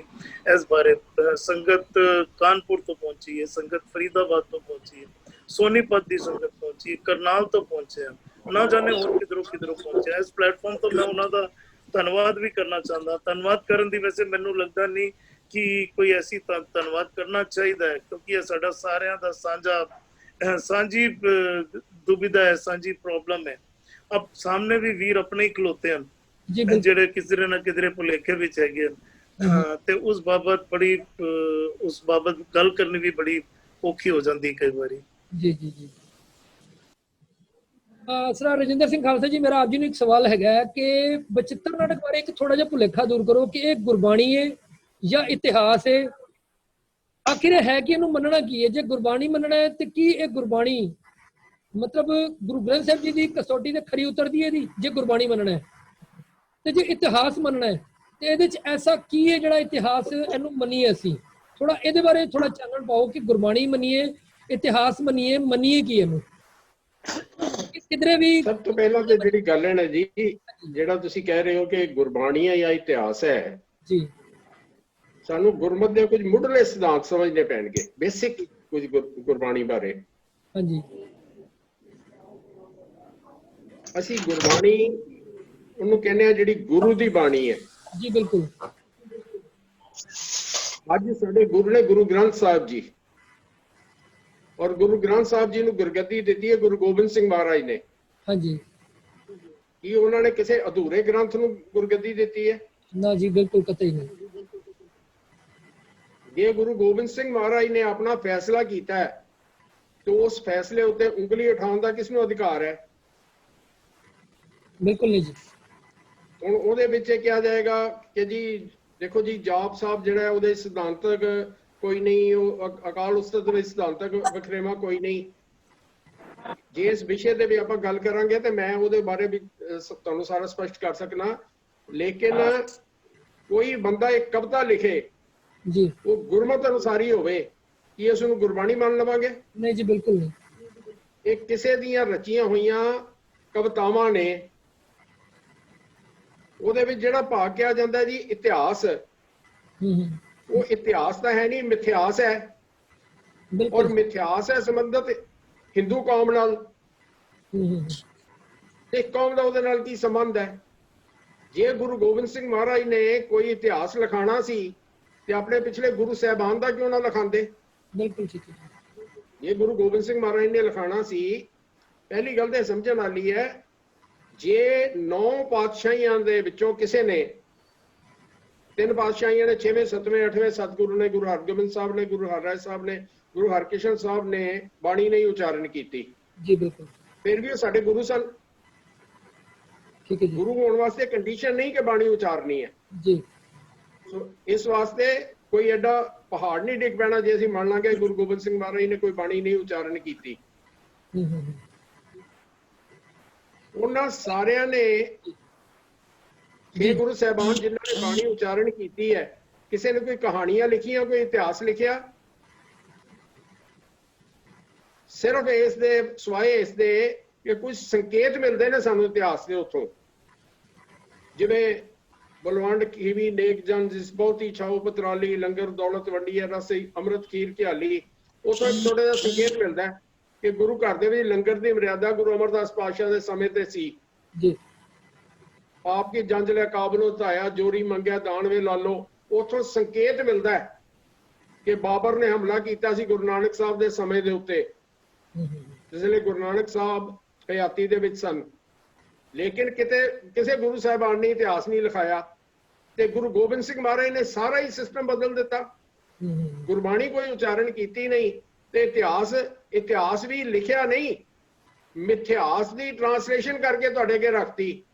ਗੁਰੂ ਗੋਬਿੰਦ ਸਿੰਘ ਮਹਾਰਾਜ ਨੂੰ ਕੀ ਮੁਸੀਬਤ ਪਈ ਸੀ ਵੀ ਹਿੰਦੂ ਕੌਮ ਦੇ ਦੇਵੀ ਦੇਵਤਿਆਂ ਦਾ ਮਿਥਿਆਸ ਜਿਹੜਾ ਲਿਖਿਆ ਜਾਂਦਾ? ਹੁਣ ਉਹਦੇ ਵਾਸਤੇ ਇੱਕ ਐਕਸਕਿਊਜ਼ ਬਣਾਈ ਜਾਂਦੀ ਹੈ ਕਿ ਜੀ ਉਹ ਕੁਝ ਲਫ਼ਜ਼ ਆਉਂਦੇ ਨੇ ਜਿਨ੍ਹਾਂ ਦੇ ਨਾਂ ਆਉਂਦੇ ਨੇ, ਜਿਵੇਂ ਹੁਣ ਪਿੱਛੋਂ ਅੱਜ ਇਹਨਾਂ ਨੂੰ ਅਸੀਂ ਅਕਾਲ ਤਖਤ ਦੇ ਜਥੇਦਾਰ ਸਾਹਿਬ ਕਹਿੰਦੇ ਹਾਂ, ਹਰਪ੍ਰੀਤ ਸਿੰਘ ਜੀ, ਉਹਨਾਂ ਨੇ ਮੰਜੀ ਸਾਹਿਬ ਤੋਂ, ਦਰਬਾਰ ਸਾਹਿਬ ਉੱਥੇ ਮੰਜੀ ਸਾਹਿਬ ਤੋਂ ਕਿਹਾ ਕਿ ਜੀ ਜੇ ਉਹਨੂੰ ਨਹੀਂ ਪੜਾਂਗੇ, ਦੂਸਰੇ ਗ੍ਰੰਥ ਨਹੀਂ ਪੜਾਂਗੇ, ਤੇ ਫਿਰ ਸਾਨੂੰ ਪਤਾ ਲੱਗੇਗਾ ਮਿਹਦਾ ਕਿਵੇਂ ਨਾ ਪਿਆ। ਮਿਹਦਾ ਤਾਂ ਨਾ ਪਿਆ ਕਿਉਂਕਿ ਰਾਖਸ਼ ਸੀ, ਉਹਨੂੰ ਮਾਰਿਆ ਤੇ ਉਹਦਾ ਮਿਹਦਾ ਡਿੱਗਿਆ ਸਮੁੰਦਰ ਦੇ ਵਿੱਚ, ਤੇ ਉਹ ਧਰਤੀ ਬਣ ਗਿਆ। ਉਹਦਾ ਨਾਂ ਧਰਤੀ ਦਾ ਉਦੋਂ ਤੋਂ ਮਿਹਦਾ ਪੈ ਗਿਆ। ਪਹਿਲੀ ਗੱਲ ਤੇ ਇੰਨੀਆਂ ਨਿੱਕੀਆਂ ਨਿੱਕੀਆਂ ਗੱਲਾਂ ਦੇ ਵਾਸਤੇ ਇਹਦਾ ਗ੍ਰੰਥ ਪੜਨ ਦੀ ਕੀ ਲੋੜ ਹੈ? ਕੋਈ ਡਿਕਸ਼ਨਰੀ ਲੈ ਲਓ, ਭਾਈ ਕਾਹਨ ਸਿੰਘ ਨਾਭਾ ਜੀ ਦਾ ਮਹਾਨ ਕੋਸ਼ ਲੈ ਲਓ, ਸਿਰਫ ਉਹੀ ਗੱਲ ਪੜ੍ਹ ਲਓ। ਜੇ ਤੁਸੀਂ ਹਰੀ ਚੰਦ ਬਾਰੇ ਪੜ੍ਹਨਾ ਹੈ ਤੇ ਮਹਾਨ ਕੋਸ਼ ਦੇ ਵਿੱਚ ਸਿਰਫ ਹਰੀ ਚੰਦ ਦਾ ਟੌਪਿਕ ਲੈ ਕੇ ਪੜ੍ਹ ਲਓ। ਕਿੰਨੇ ਮਿੰਟ ਲੱਗਣਗੇ? 5। ਤੁਸੀਂ ਇਹਦਾ ਗ੍ਰੰਥ ਕਦੇ ਨਹੀਂ ਪੜ੍ਹਾਉਣਾ ਚਾਹੁੰਦੇ ਹੋ? ਫਿਰ ਕੀ ਮੈਂ ਅੱਜ ਤੁਸੀਂ ਇਹ ਹੁਣ ਗੱਲ ਛਿੜੀ ਹੈ, ਮੈਂ ਜਥੇਦਾਰ ਹਰਪ੍ਰੀਤ ਸਿੰਘ ਹੋਰਾਂ ਨੂੰ ਇਹ ਪੁੱਛਣਾ ਚਾਹੁੰਦਾ, ਜੇ ਉਹਨਾਂ ਤੱਕ ਇਹ ਗੱਲ ਪਹੁੰਚ ਜਾਏ, ਤੁਸੀਂ ਕੀ ਸਿੱਖਾਂ ਨੂੰ ਦੱਸਣਾ ਚਾਹੁੰਦੇ ਹੋ ਕਿ ਧਰਤੀ ਇਸ ਤਰ੍ਹਾਂ ਬਣੀ ਹੈ? ਜਦ ਮੇਰੇ ਗੁਰੂ ਨਾਨਕ ਕਹਿ ਰਹੇ ਨੇ ਸਾਚੇ ਤੇ ਪਵਨਾ ਪਿਆ, ਪਵਨੇ ਤੇ ਜਲ ਹੋਏ, ਜਲ ਤੇ ਤੇਰੇ ਭਵਨ ਸਾਜਿਆ, ਘਟ ਘਟ ਜੋਤ ਸਮੋਏ, ਤੇ ਤੁਸੀਂ ਇਹ ਜਾਣਨਾ ਚਾਹੁੰਦੇ ਵੀ ਰਾਖਸ਼ ਨੂੰ ਮਾਰਿਆ, ਉਹਦਾ ਮਿਹਦਾ ਡਿੱਗਿਆ ਤੇ ਮੇਘਾ ਧਰਤੀ ਦਾ ਨਾਂ ਪੈ ਗਿਆ। ਯਾਨੀ ਹਰਪ੍ਰੀਤ ਸਿੰਘ ਜੀ ਇਹ ਵੀ ਫਿਰ ਨਾਲ ਦੱਸ ਦਿਓ, ਉਥੋਂ ਸਟੇਜ ਤੋਂ, ਜਿਹੜੀ ਸਟੇਜ ਤੋਂ ਪਹਿਲਾਂ ਤੁਸੀਂ ਇਹ ਗੱਲ ਕਹੀ ਹੈ, ਉਸੇ ਸਟੇਜ ਤੋਂ ਕਿਰਪਾ ਕਰਕੇ ਇਹ ਵੀ ਨਾਲ ਦੱਸ ਦਿਓ ਕਿ ਜੇ ਪਹਿਲਾਂ ਧਰਤੀ ਸੀ ਨਹੀਂ ਤੇ ਕਿਹੜੇ ਸਮੁੰਦਰ ਦੇ ਵਿੱਚ ਡਿੱਗਾ ਮਿਹਦਾ? ਧਰਤੀ ਤਾਂ ਹੈ ਹੀ ਨਹੀਂ ਸੀ, ਧਰਤੀ ਤੇ ਤਾਂ ਬਣੀ ਜਿਸ ਨੇ ਮਿਹਦਾ ਡਿੱਗਾ। ਤਾਂ ਐਡੀਆਂ ਇਲੌਜੀਕਲ ਗੱਲਾਂ ਜਿਨ੍ਹਾਂ ਦਾ ਕੋਈ ਮਤਲਬ ਨਹੀਂ ਬਣਦਾ, ਸਿਰਫ ਭਰਮ ਭੁਲੇਖੇ ਖੜੇ ਕਰਨ ਤੋਂ ਸਿਵਾ ਕੁਛ ਨਹੀਂ, ਜਿਹੜੀਆਂ ਆਪਸ ਦੇ ਵਿੱਚ ਹੀ ਤਾਲਮੇਲ ਨਹੀਂ ਖਾਂਦੀਆਂ, ਉਹਨਾਂ ਨੂੰ ਲੈ ਕੇ ਇਹ ਰੌਲਾ ਪਾਣਾ। ਮੈਨੂੰ ਤਾਂ ਹੈਰਾਨਗੀ ਹੁੰਦੀ ਹੈ ਕਿ ਇਹਨਾਂ ਲੋਕਾਂ ਦੀ ਅਕਲ ਦੇ ਬਾਰੇ ਕੀ ਕਿਹਾ ਜਾਵੇ। ਹੁਣ ਜਿਹੜੀ ਆਪਾਂ ਗੱਲ ਕਰ ਰਹੇ ਸਾਂ ਸ੍ਰਿਸ਼ਟੀ ਸਾਜਣ ਬਾਰੇ, ਸਤਿਗੁਰੂ ਦੇ ਪ੍ਰਮਾਣ ਕਿੰਨੇ ਸਪਸ਼ਟ ਨੇ। ਆ ਜਿਹੜੀ ਆਹੀ ਗੱਲ ਹੈ, ਸਾਇੰਟੀਫਿਕ ਗੱਲ ਹੈ, ਸਾਚੇ ਤੇ ਪਵਨਾ ਪਿਆ, ਪਵਨੇ ਤੇ ਜਲ ਹੋਏ, ਜਲ ਤੇ ਤੇਰੇ ਭਵਨ ਸਾਜਿਆ, ਘਟ ਘਟ ਜੋਤ ਸਮਾਏ। ਔਰ ਸਤਿਗੁਰੂ ਨੇ ਕਿਸੇ, ਇੱਕ ਕਮਾਲ ਦੀ ਗੱਲ ਇਹ ਹੈ, 35 ਸ਼ਖਸੀਅਤਾਂ ਦੀ ਬਾਣੀ ਹੈ,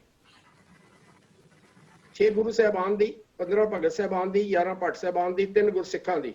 ਜੀ ਬਿਲਕੁਲ। ਕਿਤੇ ਵੀ ਸਿਧਾਂਤਕ ਮਤਭੇਦ ਨਹੀਂ ਮਿਲੇਗਾ ਤੁਹਾਨੂੰ, ਬਿਲਕੁਲ ਕਿਤੇ ਵੀ ਸਿਧਾਂਤਕ ਮਤਭੇਦ ਨਹੀਂ ਮਿਲੇਗਾ। ਲੇਕਿਨ ਜਿਹਨੂੰ ਅਸੀਂ ਇਹ ਕਹਿ ਰਹੇ ਹਾਂ, ਇੱਥੇ ਹੁਣ ਸ੍ਰਿਸ਼ਟੀ ਸਾਜਣ ਦਾ ਜਿਹੜਾ ਦੱਸਿਆ, ਤੁਸੀਂ ਜਰਾ ਧਿਆਨ ਦੇਣਾ। ਪ੍ਰਥਮ ਕਾਲ ਜਬ ਕਰਾ ਪਸਾਰਾ, ਓੰਕਾਰ ਤੇ ਸ੍ਰਿਸ਼ਟ ਉਪਾਰਾ, ਕਾਲ ਸੈਨ ਪ੍ਰਥਮੈ ਭਇਓ ਭੂਪਾ, ਅਦਿਕ ਅਤੁਲ ਬਲ ਰੂਪ ਅਨੂਪਾ। ਇੱਥੇ ਕਹਿ ਰਹੇ ਨੇ ਕਿ ਓੰਕਾਰ ਤੋਂ ਸ੍ਰਿਸ਼ਟੀ ਬਣੀ। ਠੀਕ ਹੈ, ਇਹ ਗੁਰਮਤਿ ਅਨੁਸਾਰ, ਗੁਰਬਾਣੀ ਅਨੁਸਾਰ ਗੱਲ ਜਿਹੜੀ ਹੈ ਇਹ ਠੀਕ ਹੈ ਕਿ ਓੰਕਾਰ ਤੋਂ ਸ੍ਰਿਸ਼ਟੀ ਸਾਰੀ ਬਣੀ। ਲੇਕਿਨ ਇੱਥੇ ਕਿੰਨੇ ਬਣਾਈ ਸ੍ਰਿਸ਼ਟੀ? ਪ੍ਰਥਮ ਕਾਲ ਜਬ ਕਰਾ ਪਸਾਰਾ। ਸਿੱਖ ਕਾਲ ਦਾ ਪੁਜਾਰੀ ਹੈ, ਸਿੱਖ ਤਾਂ ਅਕਾਲ ਦਾ ਪੁਜਾਰੀ ਹੈ। ਬਿਲਕੁਲ ਜੀ, ਬਿਲਕੁਲ। ਅਸੀਂ ਅਕਾਲ ਪੁਰਖ ਦੇ ਪੁਜਾਰੀਆਂ, ਅਕਾਲ ਦੇ ਪੁਜਾਰੀਆਂ, ਅਕਾਲ ਨਾਲ ਹੀ ਸਾਨੂੰ ਜੋੜਿਆ। ਕਾਲ ਤਾਂ ਮੌਤ ਦੇ ਦੇਵਤੇ ਨੂੰ ਕਹਿੰਦੇ ਨੇ। ਫਿਰ ਉਹਦੇ ਬਾਅਦ ਕਹਿਤਾ ਏਕ ਸ਼ਰਵਨ ਤੇ ਮੈਲ ਨਿਕਾਰਾ, ਤਾਤੇ ਮਦ ਕੀਟਬ ਤਨ ਧਾਰਾ, ਦੁਤੀਆ ਕਾਨ ਤੇ ਮੈਲ ਨਿਕਾਰੀ, ਤਾਤੇ ਭਾਈ ਸ੍ਰਿਸ਼ਟੇ ਸਾਰੀ। ਹੁਣ ਦੂਜੇ ਕਣ ਤੋਂ ਮੈਲ ਕੱਢੀ, ਸਾਰੀ ਸ੍ਰਿਸ਼ਟੀ ਬਣ ਗਈ। ਉਹਦੇ ਬਾਅਦ ਮਿਹਦਾ ਜਿਹੜੀ ਹੈ ਉਹ ਰਾਖਸ਼ ਦੀ ਮਿਹਦ ਤੋਂ ਕਿਵੇਂ ਬਣੀ? ਇਹ ਸਾਰੀ ਸ੍ਰਿਸ਼ਟੀ ਕਣ ਦੇ ਮੈਲ ਤੋਂ ਕੱਢ ਕੇ ਬਣ ਗਈ। ਮੈਂ ਤੇ ਹੈਰਾਨ ਹੁੰਨਾ, ਕਣ ਦੇ ਵਿੱਚ ਕਿੰਨੀ ਮੈਲ ਸੀ ਜਿਸ ਤੋਂ ਸਾਰੀ ਸ੍ਰਿਸ਼ਟੀ ਬਣ ਗਈ। ਦੂਜੇ ਕੰਨ ਦੇ ਵਿੱਚੋਂ 2 ਰਾਖਸ਼ ਜੰਮ ਪਏ, ਮਦ ਤੇ ਕੀਟਬ। ਮੇਰੇ ਸਤਿਗੁਰੂ ਨੇ ਬਾਣੀ ਦੇ ਵਿੱਚ ਇੱਕ ਨਿਰਣਾ ਕਰ ਦਿੱਤਾ ਹੈ ਕਿ ਮਾਤ ਪਿਤਾ ਬਿਨ ਬਾਲ ਨਾ ਹੋਈ। ਮਾਤਾ ਪਿਤਾ ਦੇ ਸੰਬੰਧ ਤੋਂ ਬਗੈਰ ਬੱਚਾ ਨਹੀਂ ਹੋ ਸਕਦਾ। ਤੇ ਇੱਥੇ ਜਿਹੜਾ ਪਤਾ ਨਹੀਂ ਕਿੰਨੇ ਤਰੀਕੇ ਕੱਢ ਛੱਡੇ ਨੇ,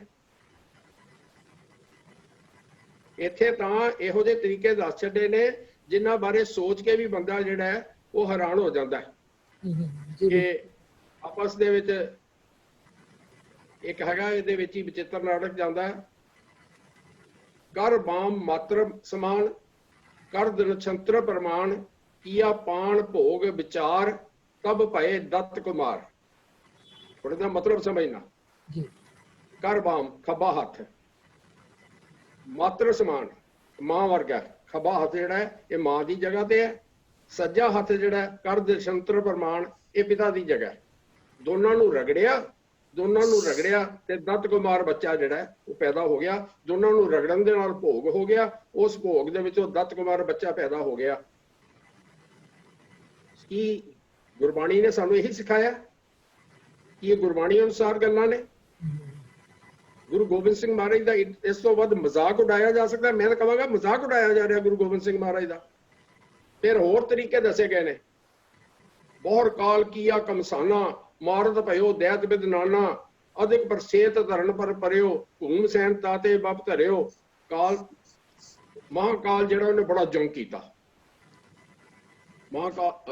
ਬਹੁਰ ਕਾਲ ਕੀਆ ਕਮਸਾਨਾ, ਉਹਨੇ ਬੜੇ ਦੈਤ ਮਾਰਤੇ। ਮਾਰਤ ਭਇਓ ਦੈਤ ਬਿਦ ਨਾਨਾ, ਬੜਾ ਪਸੀਨਾ ਆ ਗਿਆ। ਜੀ ਜੀ। ਹੁਣ ਅਸੀਂ ਅਕਾਲ ਦੇ ਪੁਜਾਰੀ ਆ ਤੇ ਜਿਹਦੀ ਗੱਲ ਕੀਤੀ ਜਾ ਰਹੀ ਉਹਨੂੰ ਤੇ ਪਸੀਨਾ ਆਉਂਦਾ ਹੈ। ਉਹ ਹੱਥ ਦੇ ਵਿੱਚ ਸ਼ਸਤਰ ਲੈ ਕੇ ਜੰਗ ਕਰਦਾ ਹੈ। ਜੀ। ਜਿਹੜਾ ਹੱਥ ਦੇ ਵਿੱਚ ਸ਼ਸਤਰ ਲੈ ਕੇ ਜੰਗ ਕਰਦਾ ਹੈ, ਜਿਹਨੂੰ ਪਸੀਨਾ ਆਉਂਦਾ ਹੈ, ਇਹਦਾ ਮਤਲਬ ਉਹ ਦੇਹਧਾਰੀ ਹੈ।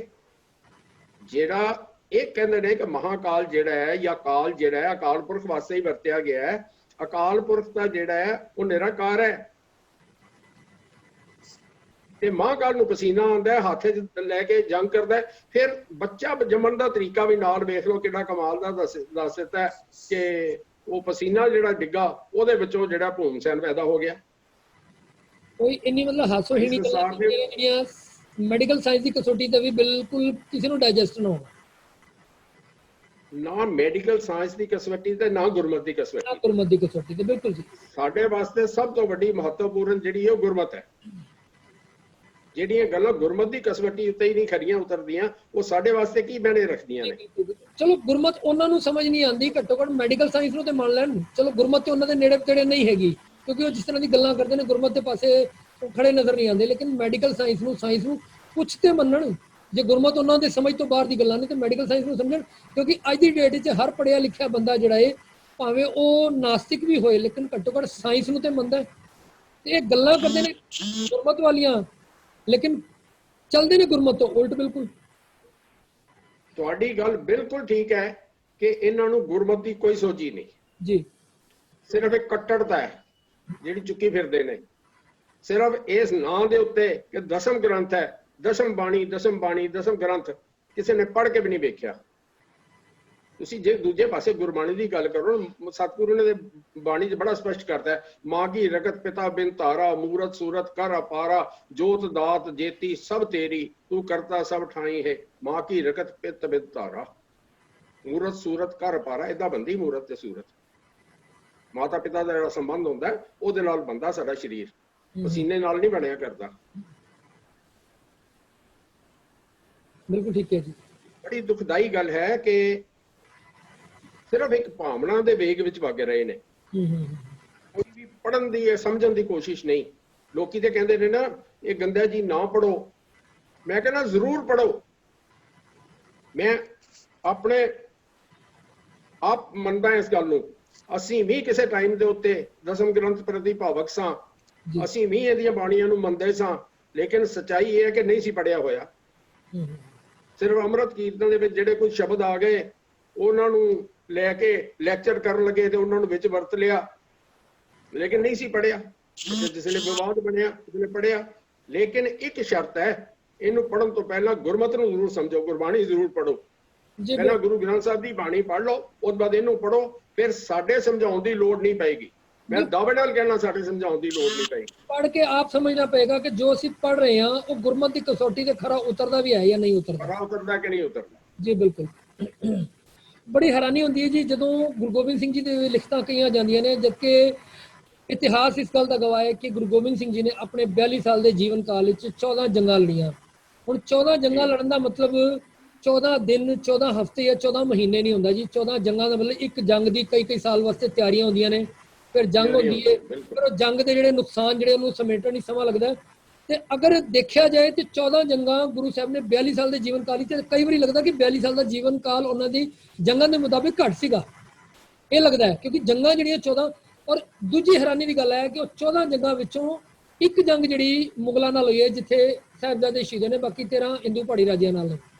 ਹਿੰਦੂ ਪਹਾੜੀਆਂ ਰਾਜਿਆਂ ਨਾਲ ਉਹ ਚਲੋ ਇੱਕ ਵੱਖਰਾ ਵਿਸ਼ਾ ਹੋ ਜਾਂਦਾ ਹੈ, ਲੇਕਿਨ ਇਸ ਗੱਲ ਦੀ ਹੈਰਾਨੀ ਹੁੰਦੀ ਹੈ ਕਿ 14 ਜੰਗਾਂ ਗੁਰੂ ਸਾਹਿਬ ਨੇ ਆਪਣੇ ਜੀਵਨ ਕਾਲ ਵਿੱਚ ਲੜੀਆਂ, 42 ਸਾਲ ਦਾ ਜੀਵਨ ਕਾਲ।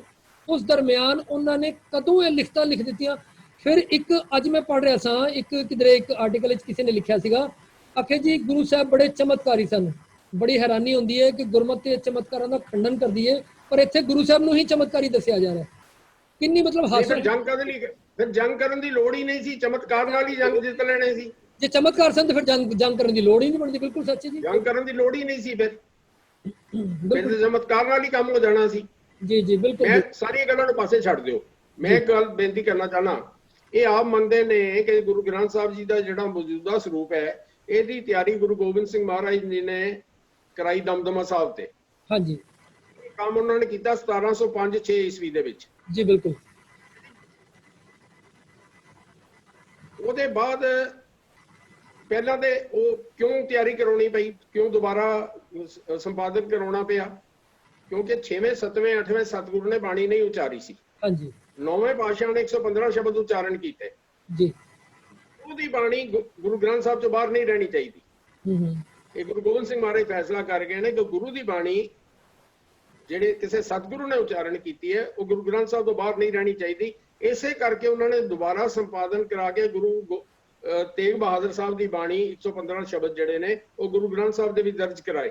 ਜੀ ਬਿਲਕੁਲ ਦੁਰਸਤ, ਬਿਲਕੁਲ।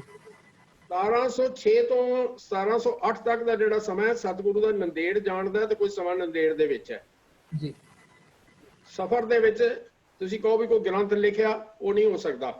ਇਹਦਾ ਮਤਲਬ ਜੇ ਉਹਨਾਂ ਕੋਈ ਲਿਖਿਆ ਸੀ, ਕੋਈ ਰਚਨਾ ਰਚੀਆਂ ਸੀ, ਕੁਝ ਬਣਾਈਆਂ ਸੀ, ਤੇ 1705 ਤੋਂ ਪਹਿਲੇ ਬਣਾ ਚੁੱਕੇ ਸੀ। ਜੀ ਬਿਲਕੁਲ ਬਿਲਕੁਲ। ਫਿਰ ਗੁਰੂ ਗ੍ਰੰਥ ਸਾਹਿਬ ਦਾ ਸਰੂਪ ਤਿਆਰ ਕੀਤਾ, ਉਹਦੇ ਵਿੱਚ ਕਿਉਂ ਨਹੀਂ ਬਾਤੇ? ਬਾਣੀ ਬਾਹਰ ਨਹੀਂ ਰਹਿਣੀ ਚਾਹੀਦੀ। ਗੁਰੂ ਤੇਗ ਬਹਾਦਰ ਸਾਹਿਬ ਦੀ ਬਾਣੀ ਉਹਨਾਂ ਨੇ ਸਮਝਿਆ ਕਿ ਗੁਰੂ ਗ੍ਰੰਥ ਸਾਹਿਬ 'ਚ ਜ਼ਰੂਰ ਦਰਜ ਹੋਣੀ ਚਾਹੀਦੀ ਹੈ, ਤੇ ਫਿਰ ਆਪਣੀ ਕਿਉਂ ਨਹੀਂ ਸੋਚਿਆ ਵੀ ਦਰਜ ਹੋਣੀ ਚਾਹੀਦੀ ਹੈ? ਹੁਣ ਜਿਹੜੀ ਕਿ ਲੌਜਿਕ ਦਿੱਤਾ ਜਾਂਦਾ ਹੈ ਕਿ ਗੁਰੂ ਗੋਬਿੰਦ ਸਿੰਘ ਮਹਾਰਾਜ 'ਚ ਨਿਮਰਤਾ ਸੀ, ਉਹਨਾਂ ਦੂਜੇ ਗੁਰੂ ਸਾਹਿਬਾਨ ਦੇ ਬਰਾਬਰ ਆਪਣੀ ਬਾਣੀ ਨਹੀਂ ਉਚਾਰਨ ਦਰਜ ਕਰਾਣੀ ਚਾਹੀ। ਮੈਂ ਪੁੱਛਣਾ ਚਾਹੁੰਦਾ ਜੀ, ਗੁਰੂ ਅਰਜਨ ਸਾਹਿਬ ਦੀ ਨਹੀਂ ਸੀ? 5817 ਸ਼ਬਦ ਨੇ ਗੁਰੂ ਗ੍ਰੰਥ ਸਾਹਿਬ ਦੇ ਵਿੱਚ। ਹਾਂਜੀ। ਔਰ ਉਹਦੇ ਵਿੱਚੋਂ 2218 ਸ਼ਬਦ ਗੁਰੂ ਅਰਜਨ ਸਾਹਿਬ ਦੇ ਨੇ। ਜੀ। ਇੰਨੇ ਸ਼ਬਦ ਉਹਨਾਂ ਆਪਣੇ ਹੀ ਪਾਤੇ। ਇਹਦਾ ਮਤਲਬ ਗੁਰੂ ਅਰਜਨ ਸਾਹਿਬ ਦੇ ਵਿੱਚ ਹਉਮੈ ਸੀ। ਗੁਰੂ ਅਰਜਨ ਸਾਹਿਬ ਤੇ ਗੁਰੂ ਗ੍ਰੰਥ ਸਾਹਿਬ ਨੂੰ ਸੰਪੂਰਨ ਕਰਕੇ ਉਹਦੇ ਬਾਅਦ ਕਹਿੰਦੇ ਨੇ, ਤੇਰਾ ਕੀਤਾ ਜਾਤੋ ਨਾਹੀ ਮੈਨੋ ਜੋਗ ਕਿਤੋਈ, ਮੈਂ ਨਿਰਗੁਣ ਯਾਰੇ ਕੋ ਗੁਣ ਨਾਹੀ, ਆਪੇ ਤਰਸ ਪਏ ਹੋਈ, ਤਰਸ ਪਿਆ ਮਿਹਰਾਮਤ ਹੋਈ, ਸਤਿਗੁਰ ਸੱਜਣ ਮਿਲਿਆ, ਨਾਨਕ ਨਾਮ ਮਿਲੇ ਤਾਂ ਜੀਵਾਂ, ਤਨ ਮਨ ਥੀਵੈ ਹਰਿਆ। ਇੰਨੀ ਨਿਮਰਤਾ ਵਾਲੇ ਗੁਰੂ। ਕੀ ਗੁਰੂ ਗੋਬਿੰਦ ਸਿੰਘ ਮਹਾਰਾਜ ਦੀਆਂ ਕੋਈ ਰਚਨਾ ਪੈਣ ਨਾਲ ਉਹਨਾਂ ਦੇ ਵਿੱਚ ਹਉਮੈ ਆ ਜਾਣੀ ਸੀ? ਦੂਸਰੀ ਗੱਲ ਫਿਰ ਜਿਹੜੀ ਕਹਿੰਦੇ ਨੇ, ਜਿਹੜਾ ਇਹ ਲੌਜਿਕ ਅੱਜ ਕੱਲ ਬਹੁਤ ਦਿੱਤਾ ਜਾ ਰਿਹਾ, ਉਹ ਜੀ ਕਿਉਂਕਿ ਉਹਦੇ ਵਿੱਚ ਇਤਿਹਾਸ ਹੈ, ਗੁਰੂ ਗ੍ਰੰਥ ਸਾਹਿਬ ਦੇ ਵਿੱਚ ਇਤਿਹਾਸ ਨਹੀਂ। ਮੈਂ ਇਹੀ ਗੱਲ ਤੁਹਾਨੂੰ ਪੁੱਛਣਾ ਚਾਹੁੰਦਾ, ਜੇ 9 ਗੁਰੂ ਸਾਹਿਬਾਨ ਨੇ ਕੋਈ ਇਤਿਹਾਸ ਨਹੀਂ ਲਿਖਿਆ ਤੇ 10ਵੇਂ ਪਾਤਸ਼ਾਹ ਨੂੰ ਕੀ ਲੋੜ ਪਈ ਸੀ? ਤੇ ਜੇ ਲਿਖਣਾ ਹੀ ਸੀ ਤੇ ਆਪਣੇ ਪਹਿਲੇ ਗੁਰੂ ਸਾਹਿਬਾਨ ਦਾ ਲਿਖਾਂਦੇ, ਕਿਸੇ ਮਿਥਿਹਾਸ ਨੂੰ ਲਿਖਣ ਦੀ ਉਹਨਾਂ ਨੂੰ ਕੀ ਲੋੜ ਪਈ ਸੀ? ਇਹਦਾ ਮਤਲਬ ਤੁਸੀਂ ਤੁਹਮਤ ਲਾ ਦਿਓ ਗੁਰੂ ਗੋਬਿੰਦ ਸਿੰਘ ਮਹਾਰਾਜ ਨੇ ਕਿ ਉਹਨਾਂ ਨੇ ਮਿਥਿਹਾਸਕ ਰਚਨਾਵਾਂ ਚੋਰੀ ਕਰਕੇ ਆਪਣੇ ਨਾਂ ਦੇ ਉੱਤੇ ਲਿਖ ਦਿੱਤੀਆਂ। ਆਪਣੇ ਨਾਂ ਤੇ ਲਿਖੀਆਂ ਕਹਿ ਰਹੇ ਨਾ, ਕਹਿੰਦੇ ਗੁਰੂ ਗੋਬਿੰਦ ਸਿੰਘ ਮਹਾਰਾਜ ਨੇ ਲਿਖੀਆਂ। ਉਹ ਤੁਹਾਡੀ ਉਹ ਦਲਬੀਰ ਸਿੰਘ ਉਹਨਾਂ ਨਾਲ ਗੱਲ ਹੋਈ, ਉਹਨਾਂ ਨੇ ਵੀ ਮੇਰੇ ਖਿਆਲ ਇਹ ਗੱਲ ਤੁਹਾਨੂੰ ਕਹੀ ਸੀ ਕਿ ਹਿੰਦੂ ਗ੍ਰੰਥ ਜਿਹੜੇ ਨੇ ਉਹਨਾਂ ਨੂੰ ਤੁਸੀਂ ਲੈ ਲਓ ਤੇ ਟੌਪਿਕ ਟੂ ਟੌਪਿਕ ਮੇਲ ਲਓ, ਸਿਰਫ ਟ੍ਰਾਂਸਲੇਸ਼ਨ ਹੈ ਪੰਜਾਬੀ ਦੇ ਵਿੱਚ। ਜੀ। ਇੱਕ ਹੋਰ ਗੱਲ ਕਹੀ ਜਾਂਦੀ ਹੈ ਕਿ ਜੀ ਕਿਉਂਕਿ ਹਿੰਦੂ ਗ੍ਰੰਥ ਜਿਹੜੇ ਨੇ ਸੰਸਕ੍ਰਿਤ ਦੇ ਵਿੱਚ ਸਨ ਤੇ ਆਮ ਆਦਮੀ ਪੜ੍ਹ ਨਹੀਂ ਸੀ ਸਕਦਾ, ਇਸ ਕਰਕੇ ਜਿਹੜਾ ਉਹਨਾਂ ਨੂੰ ਪੰਜਾਬੀ ਚ ਟ੍ਰਾਂਸਲੇਟ ਕਰਾਇਆ। ਗੁਰੂ ਮਹਾਰਾਜ ਕੀ ਸਾਨੂੰ ਹਿੰਦੂ ਮਿਥਿਹਾਸਿਕ ਗ੍ਰੰਥ ਪੜ੍ਹਾਉਣਾ ਚਾਹੁੰਦੇ ਸਨ? ਉਹਨਾਂ 22 ਅਵਤਾਰਾਂ ਬਾਰੇ 24 ਅਵਤਾਰਾਂ ਬਾਰੇ ਪੜ੍ਹਾਉਣਾ ਚਾਹੁੰਦੇ ਸਨ, ਜਿਨ੍ਹਾਂ ਨੂੰ ਗੁਰਬਾਣੀ ਰੱਦ ਕਰਦੀ ਹੈ, ਜਿਨ੍ਹਾਂ ਬਾਰੇ ਗੁਰਬਾਣੀ ਕਹਿੰਦੀ ਦੇਵੀ ਦੇਵਾ ਪੂਜੀਏ ਭਾਈ, ਕਿਆ ਮੰਗੋ ਕਿਆ ਦੇ। ਜਿਨ੍ਹਾਂ ਬਾਰੇ ਬਾਣੀ ਕਹਿੰਦੀ ਹੈ ਮਹਿਮਾ ਨਾ ਜਾਣੈ ਭੇਦ, ਬ੍ਰਹਮੇ ਨਹੀਂ ਜਾਣੈ ਭੇਦ, ਅਵਤਾਰ ਨਾ ਜਾਣੈ ਅੰਤ, ਪਰਮੇਸ਼ਰ ਪਾਰ ਬ੍ਰਹਮ ਬੇਅੰਤ। ਉਹਨਾਂ ਦੇਵੀ ਦੇਵਤਿਆਂ ਬਾਰੇ ਸਾਨੂੰ ਪੜਾਉਣਾ ਚਾਹੁੰਦੇ ਸਨ, ਜਿਨ੍ਹਾਂ ਬਾਰੇ ਕਹਿੰਦੇ ਨੇ ਸੰਕਰਾ ਨਹੀਂ ਜਾਣਾ ਭੇਵ ਖੋਜਤ ਹਾਰੇ, ਦੇਵ ਦੇਵੀਆਂ ਨਹੀਂ ਜਾਣਾ ਮਰਮ, ਸਭ ਉੱਪਰ ਅਲਖ ਪਾਰ ਬ੍ਰਹਮ, ਉਹਨਾਂ ਦੇ ਬਾਰੇ ਪੜਾਉਣਾ ਚਾਹੁੰਦੇ ਸਨ ਸਾਨੂੰ। ਜਿਨ੍ਹਾਂ ਨੂੰ ਗੁਰਬਾਣੀ ਰਿਕੋਗਨਾਈਜ਼ ਨਹੀਂ ਕਰਦੀ ਉਹਨਾਂ ਬਾਰੇ ਇਹ ਕਹਿਣਾ ਇਹ ਪੜਾਉਣਾ ਚਾਹੁੰਦੇ ਸਨ। ਨਾ ਇਹਨੂੰ ਗੁਰਬਾਣੀ ਕਹਿ ਸਕਨੇ ਆ, ਨਾ ਇਹਨੂੰ ਇਤਿਹਾਸ ਕਹਿ ਸਕਨੇ ਆ। ਇਹ ਇੱਕ ਸਾਜ਼ਿਸ਼ ਹੈ ਗੁਰੂ ਗ੍ਰੰਥ ਸਾਹਿਬ ਨੂੰ ਨੀਵਾਂ ਦਿਖਾਉਣ ਦੀ, ਗੁਰੂ ਗ੍ਰੰਥ ਸਾਹਿਬ ਦੀ ਅਹਿਮੀਅਤ ਘਟਾਉਣ ਦੀ। ਇਹ ਉਹ ਤਾਕਤਾਂ ਜਿਹੜੀਆਂ ਸਮਝ ਚੁੱਕੀਆਂ ਨੇ ਕਿ ਜਿੰਨਾ ਚਿਰ ਗੁਰੂ ਗ੍ਰੰਥ ਸਾਹਿਬ ਹੈ, ਸਿੱਖੀ ਨੂੰ ਖਤਮ ਨਹੀਂ ਕੀਤਾ ਜਾ ਸਕਦਾ। ਸਿੱਖੀ ਨੂੰ ਜਜ਼ਬ ਕਰਨਾ ਚਾਹੁੰਦੇ ਨੇ ਹਿੰਦੂ ਕੌਮ ਦੇ ਵਿੱਚ। ਇਹ ਇੱਕ ਸਾਰੀ ਖੇਲ ਕੀ ਹੈ ਕਿ ਕਿਸੇ ਤਰ੍ਹਾਂ ਪਹਿਲਾਂ ਨੂੰ ਗੁਰੂ ਗ੍ਰੰਥ ਸਾਹਿਬ ਦੇ ਬਰਾਬਰ ਸਥਾਪਿਤ ਕਰਤਾ ਜਾਏ। ਬੈਕਡੋਰ ਐਂਟਰੀ ਦੀ ਕੋਸ਼ਿਸ਼ ਹੋ ਰਹੀ ਹੈ। ਗੁਰੂ ਗ੍ਰੰਥ ਸਾਹਿਬ ਵੱਡੇ ਭਰਾ ਨੇ, ਛੋਟਾ ਭਰਾ ਹੈ। ਕਿੰਨੇ ਜੰਮਿਆ ਛੋਟਾ ਭਰਾ? ਗੁਰੂ ਗੋਬਿੰਦ ਸਿੰਘ ਮਹਾਰਾਜ ਨੇ ਤਾਂ ਰਿਕੋਗਨਾਈਜ਼ ਕੀਤਾ ਨਹੀਂ।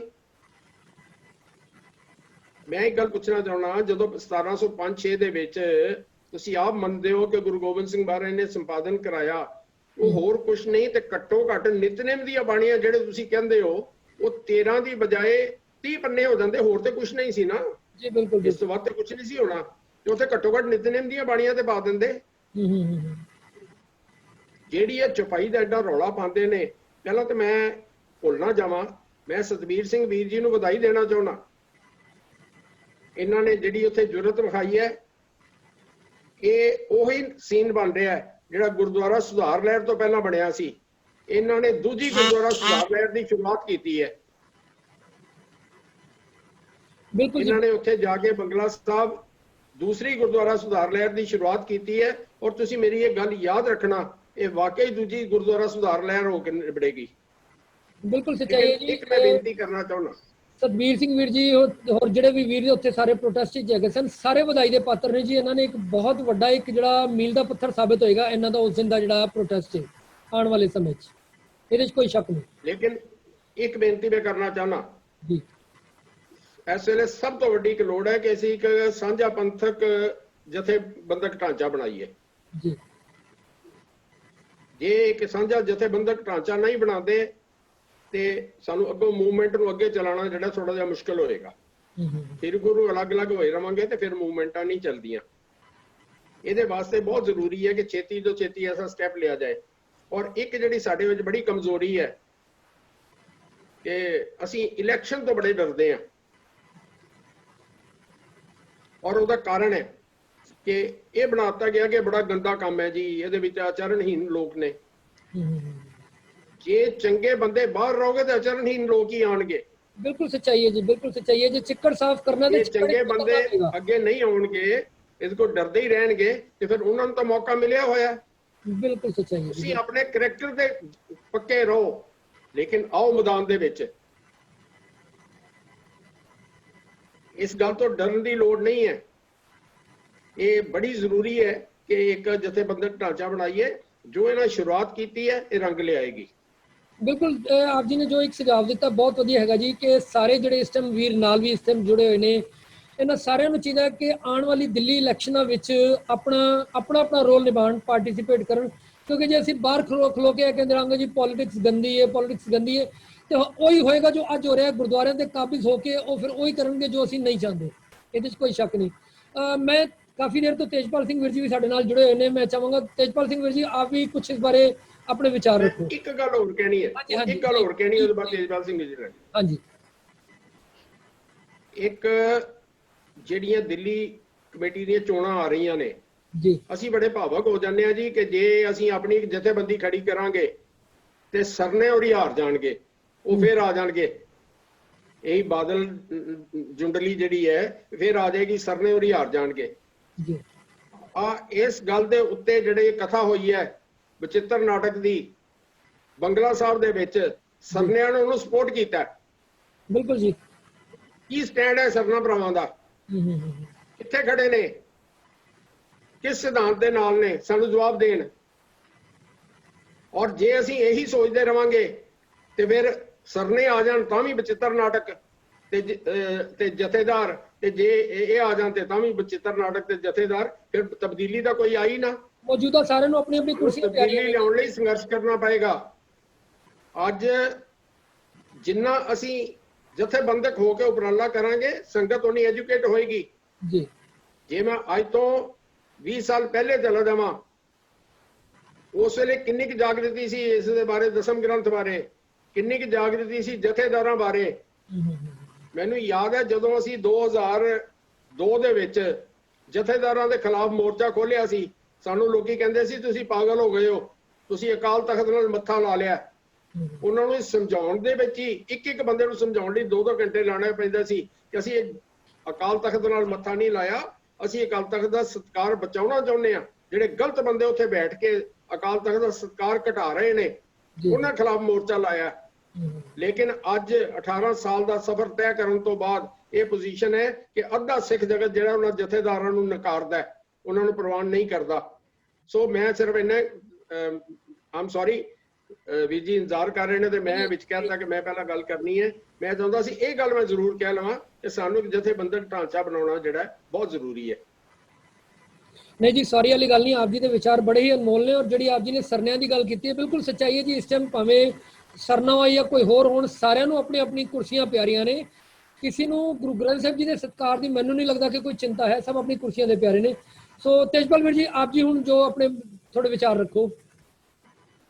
ਵਾਹਿਗੁਰੂ ਜੀ ਕਾ ਖਾਲਸਾ, ਵਾਹਿਗੁਰੂ ਜੀ ਕੀ वाहिगुरू जी की ਫਤਿਹ। फतेह। ਵਾਹਿਗੁਰੂ ਜੀ ਕੀ ਫਤਿਹ। ਮੈਂ ਭਾਈ ਸਾਹਿਬ ਜੀ ਨੂੰ ਸੁਣ ਰਿਹਾ ਸਾਂ ਤੇ ਮੈਨੂੰ ਲੱਗਦਾ ਨਹੀਂ ਕਿ ਮੇਰੀ ਬੋਲਣ ਦੀ ਜ਼ਰੂਰਤ ਹੈ, ਪਰ ਤੁਸੀਂ ਬੇਨਤੀ ਕੀਤੀ ਹੈ ਤੇ ਮੈਂ ਜਿੰਨਾ ਕੋਈ ਹਿੱਸਾ ਪਾ ਸਕਾਂ ਜ਼ਰੂਰ ਪਾਵਾਂਗਾ। ਮੈਂ ਭਾਈ ਸਾਹਿਬ ਦੀ ਗੱਲ ਨੂੰ ਅੱਗੇ ਤੋਰਾਂ। ਜਿਹੜੀ ਗੱਲ ਉਹਨਾਂ ਨੇ ਸਾਨੂੰ, ਕਿਉਂਕਿ ਅਸੀਂ ਵੀ ਉਹਨਾਂ ਨੂੰ ਸੁਣ ਕੇ, ਇੰਨੇ ਵਿਦਵਾਨਾਂ ਨੂੰ ਸੁਣ ਕੇ ਵੱਡੇ ਹੋਏ ਹਾਂ ਤੇ ਕਿੰਨੀ ਕੁ ਸਾਨੂੰ ਸਮਝ ਆ, ਉਸ ਬਾਬਤ ਮੈਂ ਗੱਲ ਕਰਾਂ।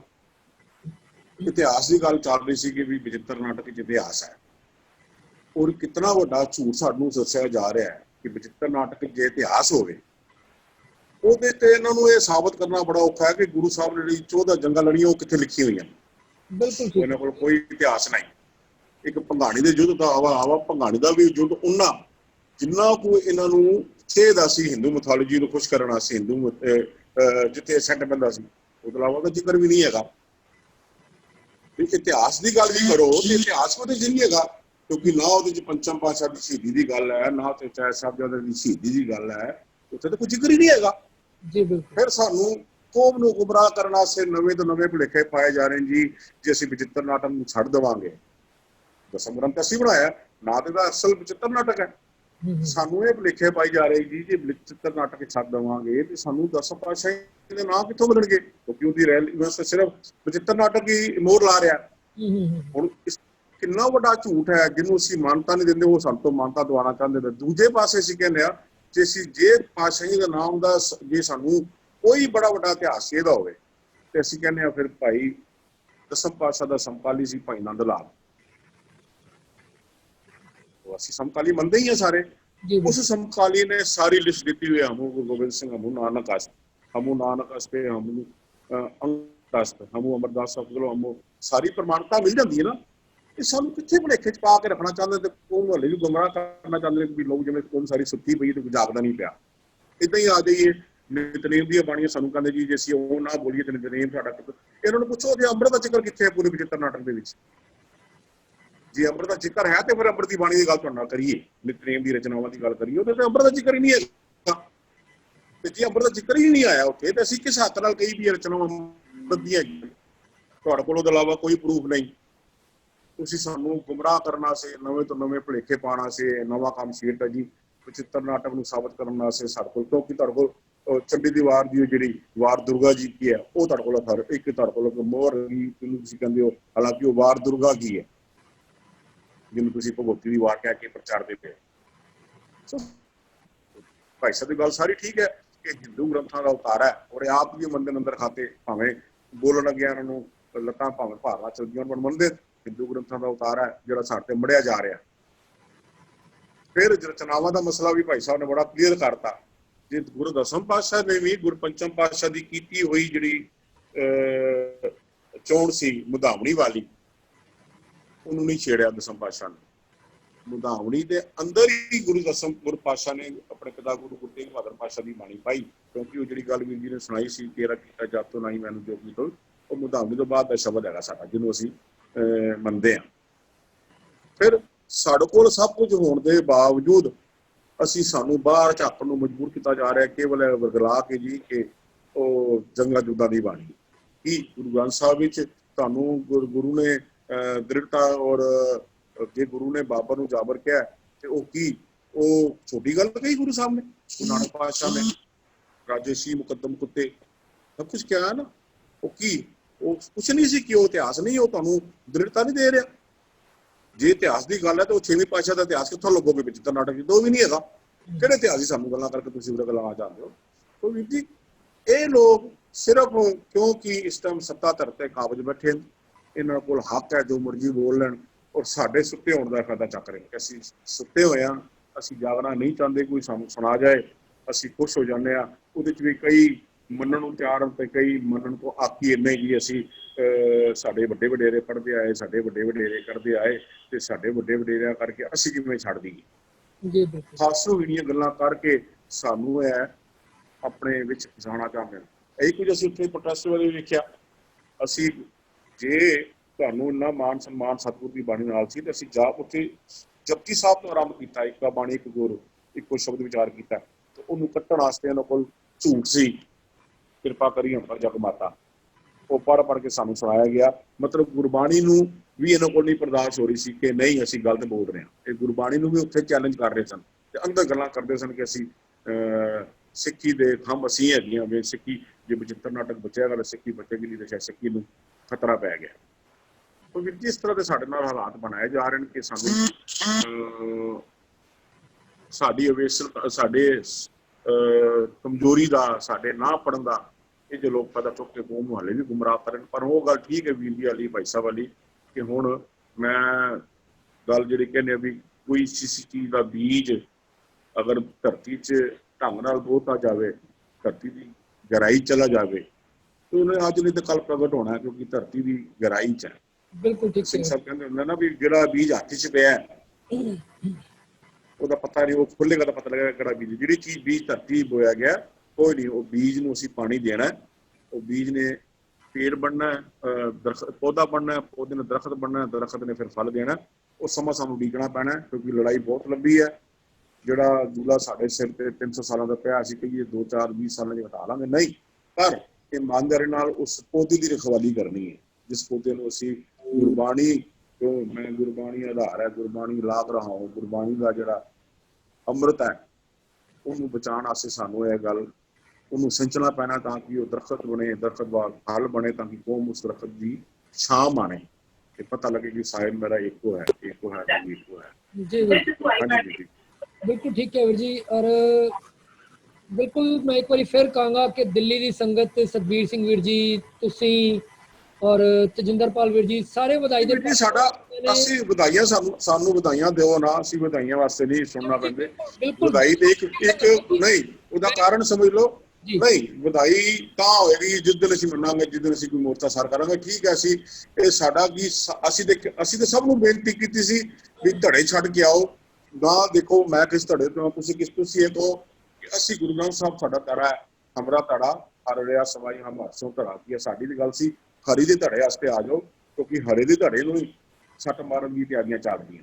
ਵੀਰ ਜੀ ਮੈਂ ਉਹੀ ਚੀਜ਼ ਕਹਿ ਰਿਹਾ ਕਿ ਇੱਕ ਬੜੀ ਚੰਗੀ ਸ਼ੁਰੂਆਤ ਹੋਈ ਹੈ ਔਰ ਇसी ਚੀਜ਼ ਵਾਸਤੇ ਮੈਂ ਕਹਿ ਰਿਹਾ ਕਿ ਜਿਹੜੇ ਦਿੱਲੀ 'ਚ ਉੱਠੇ ਨੇ ਇਸ ਵਾਸਤੇ ਸਾਰੇ ਹੀ ਵਧਾਈ ਦੇ ਪਾਤਰ ਨੇ, ਕਿਉਂਕਿ ਇੱਕ ਸ਼ੁਰੂਆਤ ਹੋਈ ਹੈ। ਔਰ ਜਿਸ ਚੀਜ਼ ਦੀ ਸ਼ੁਰੂਆਤ ਜਿਹੜਾ ਤੁਸੀਂ ਕਿਹਾ ਕਿ ਜਿਹੜਾ ਬੀਜ ਬੀਜਿਆ ਗਿਆ ਉਹ ਅੰकुर ਫੁੱਟੇਗਾ ਤੇ ਉਹ ਪੁੰਗਰੇਗਾ ਹੀ ਪੁੰਗਰੇਗਾ। और ये चीज है कि आने वाले वक्त ये चीज बिल्कुल सामने आएगी। वो ठीक है, बीज अज नहीं बीजा गया, बीज 1970 च बीजा गया सी भाई अपना यानी भाग सिंह जी बाला वालों। वो साडे वेसले पुणे करके साडियां मिशनरी संस्थावां ਦੀਆਂ कुछ मजबूरियां अज भी ਅਸੀਂ मजबूरी ਦੇ ਬਸ ਜਿੰਦੀਆਂ ਬੈਠੀਆਂ ਵੀ ਪਤਾ ਨਹੀਂ ਕਿਉਂ।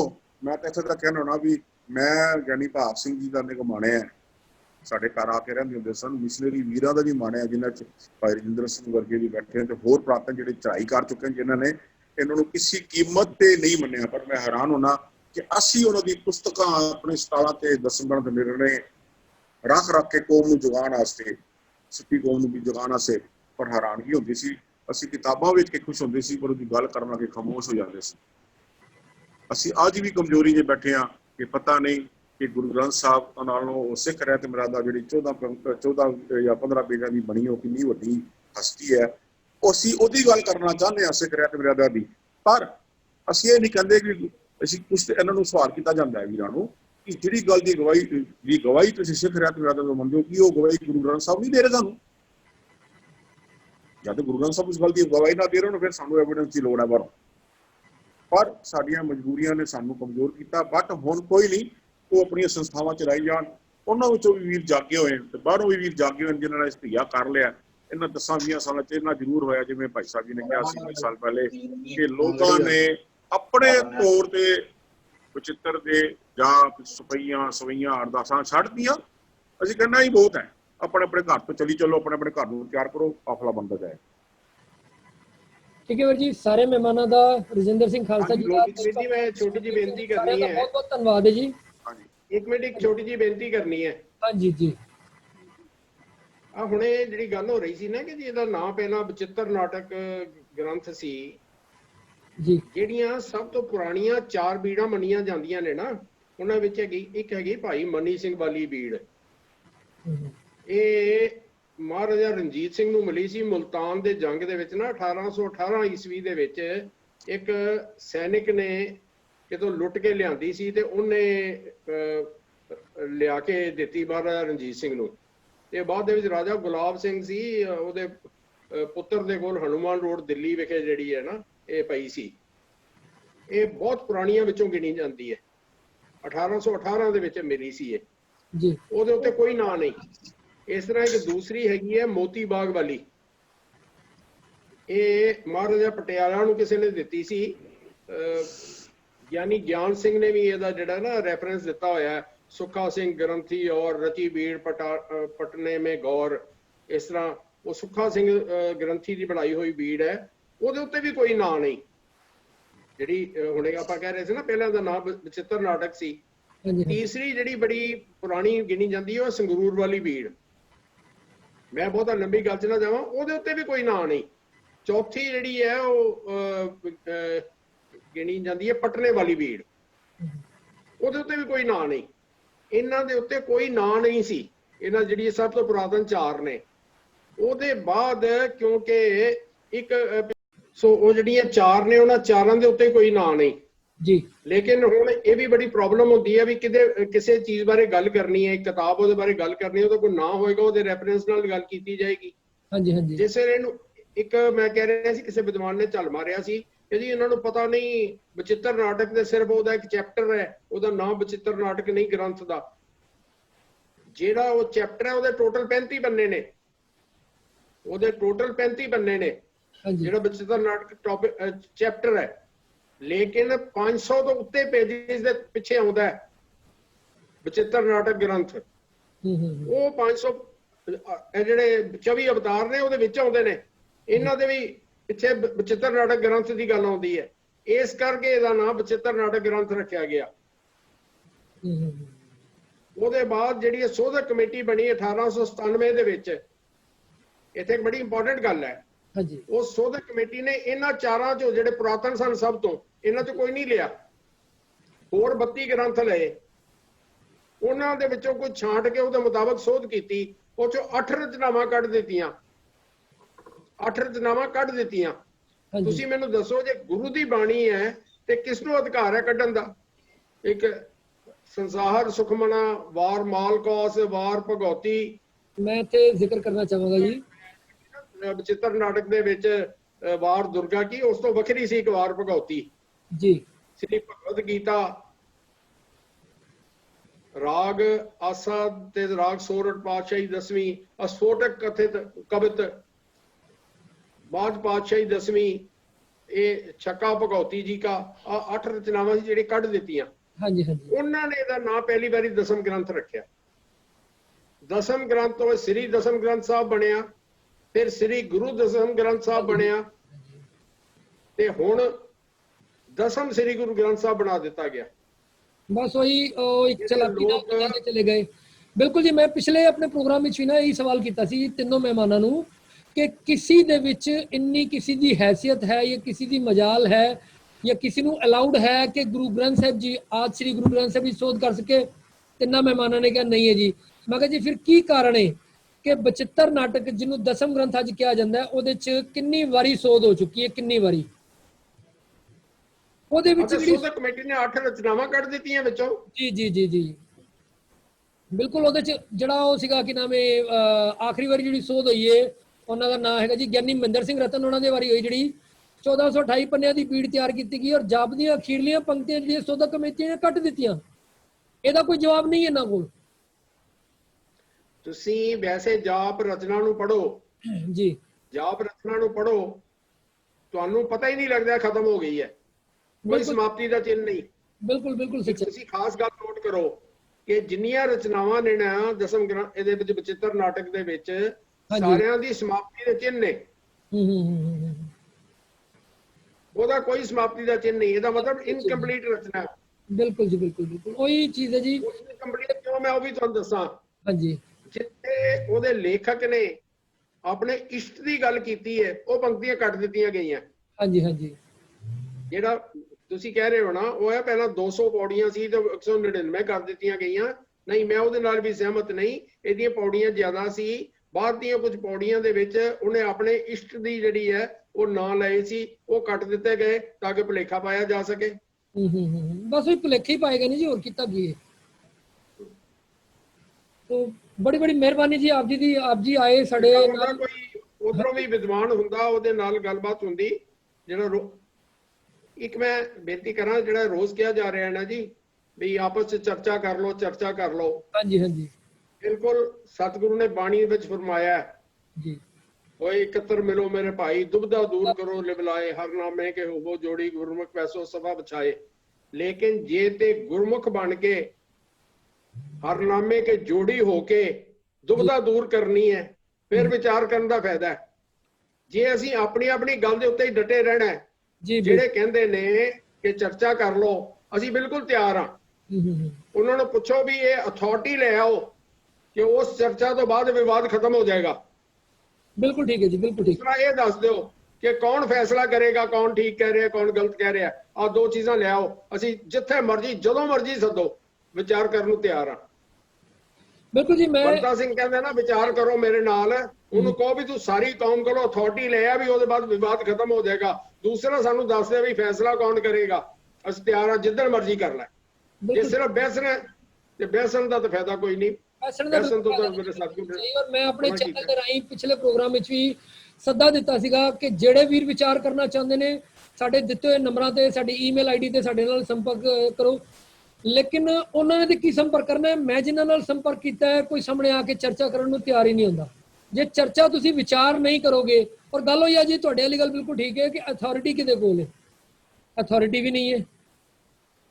ਸਿਰਫ ਬਹਿਸ ਕਰਨੀ ਹੈ ਤੇ ਬਹਿਸ ਕਰਨ ਦਾ ਫਾਇਦਾ ਹੀ ਕੁਝ ਨਹੀਂ ਜੀ, ਬਿਲਕੁਲ ਸੱਚਾਈ ਹੈ। ਫਾਇਦਾ ਕੁਝ ਨਹੀਂ, ਉਹ ਚੋਂ ਨਿਕਲਣਾ ਕੁਝ ਨਹੀਂ। ਉਹ ਆਪਣੀ ਗੱਲ ਤੇ ਡਟੇ ਰਹਿਣਗੇ, ਅਸੀਂ ਆਪਣੀ ਗੱਲ ਤੇ ਡਟੇ ਰਵਾਂਗੇ। ਫੈਸਲਾ ਕਰਨ ਵਾਲੇ ਕੋਈ ਹੈ ਨਹੀਂ ਵੀ ਗਲਤ ਕੌਣ ਕਹਿ ਰਿਹਾ ਜੀ। ਬਿਲਕੁਲ।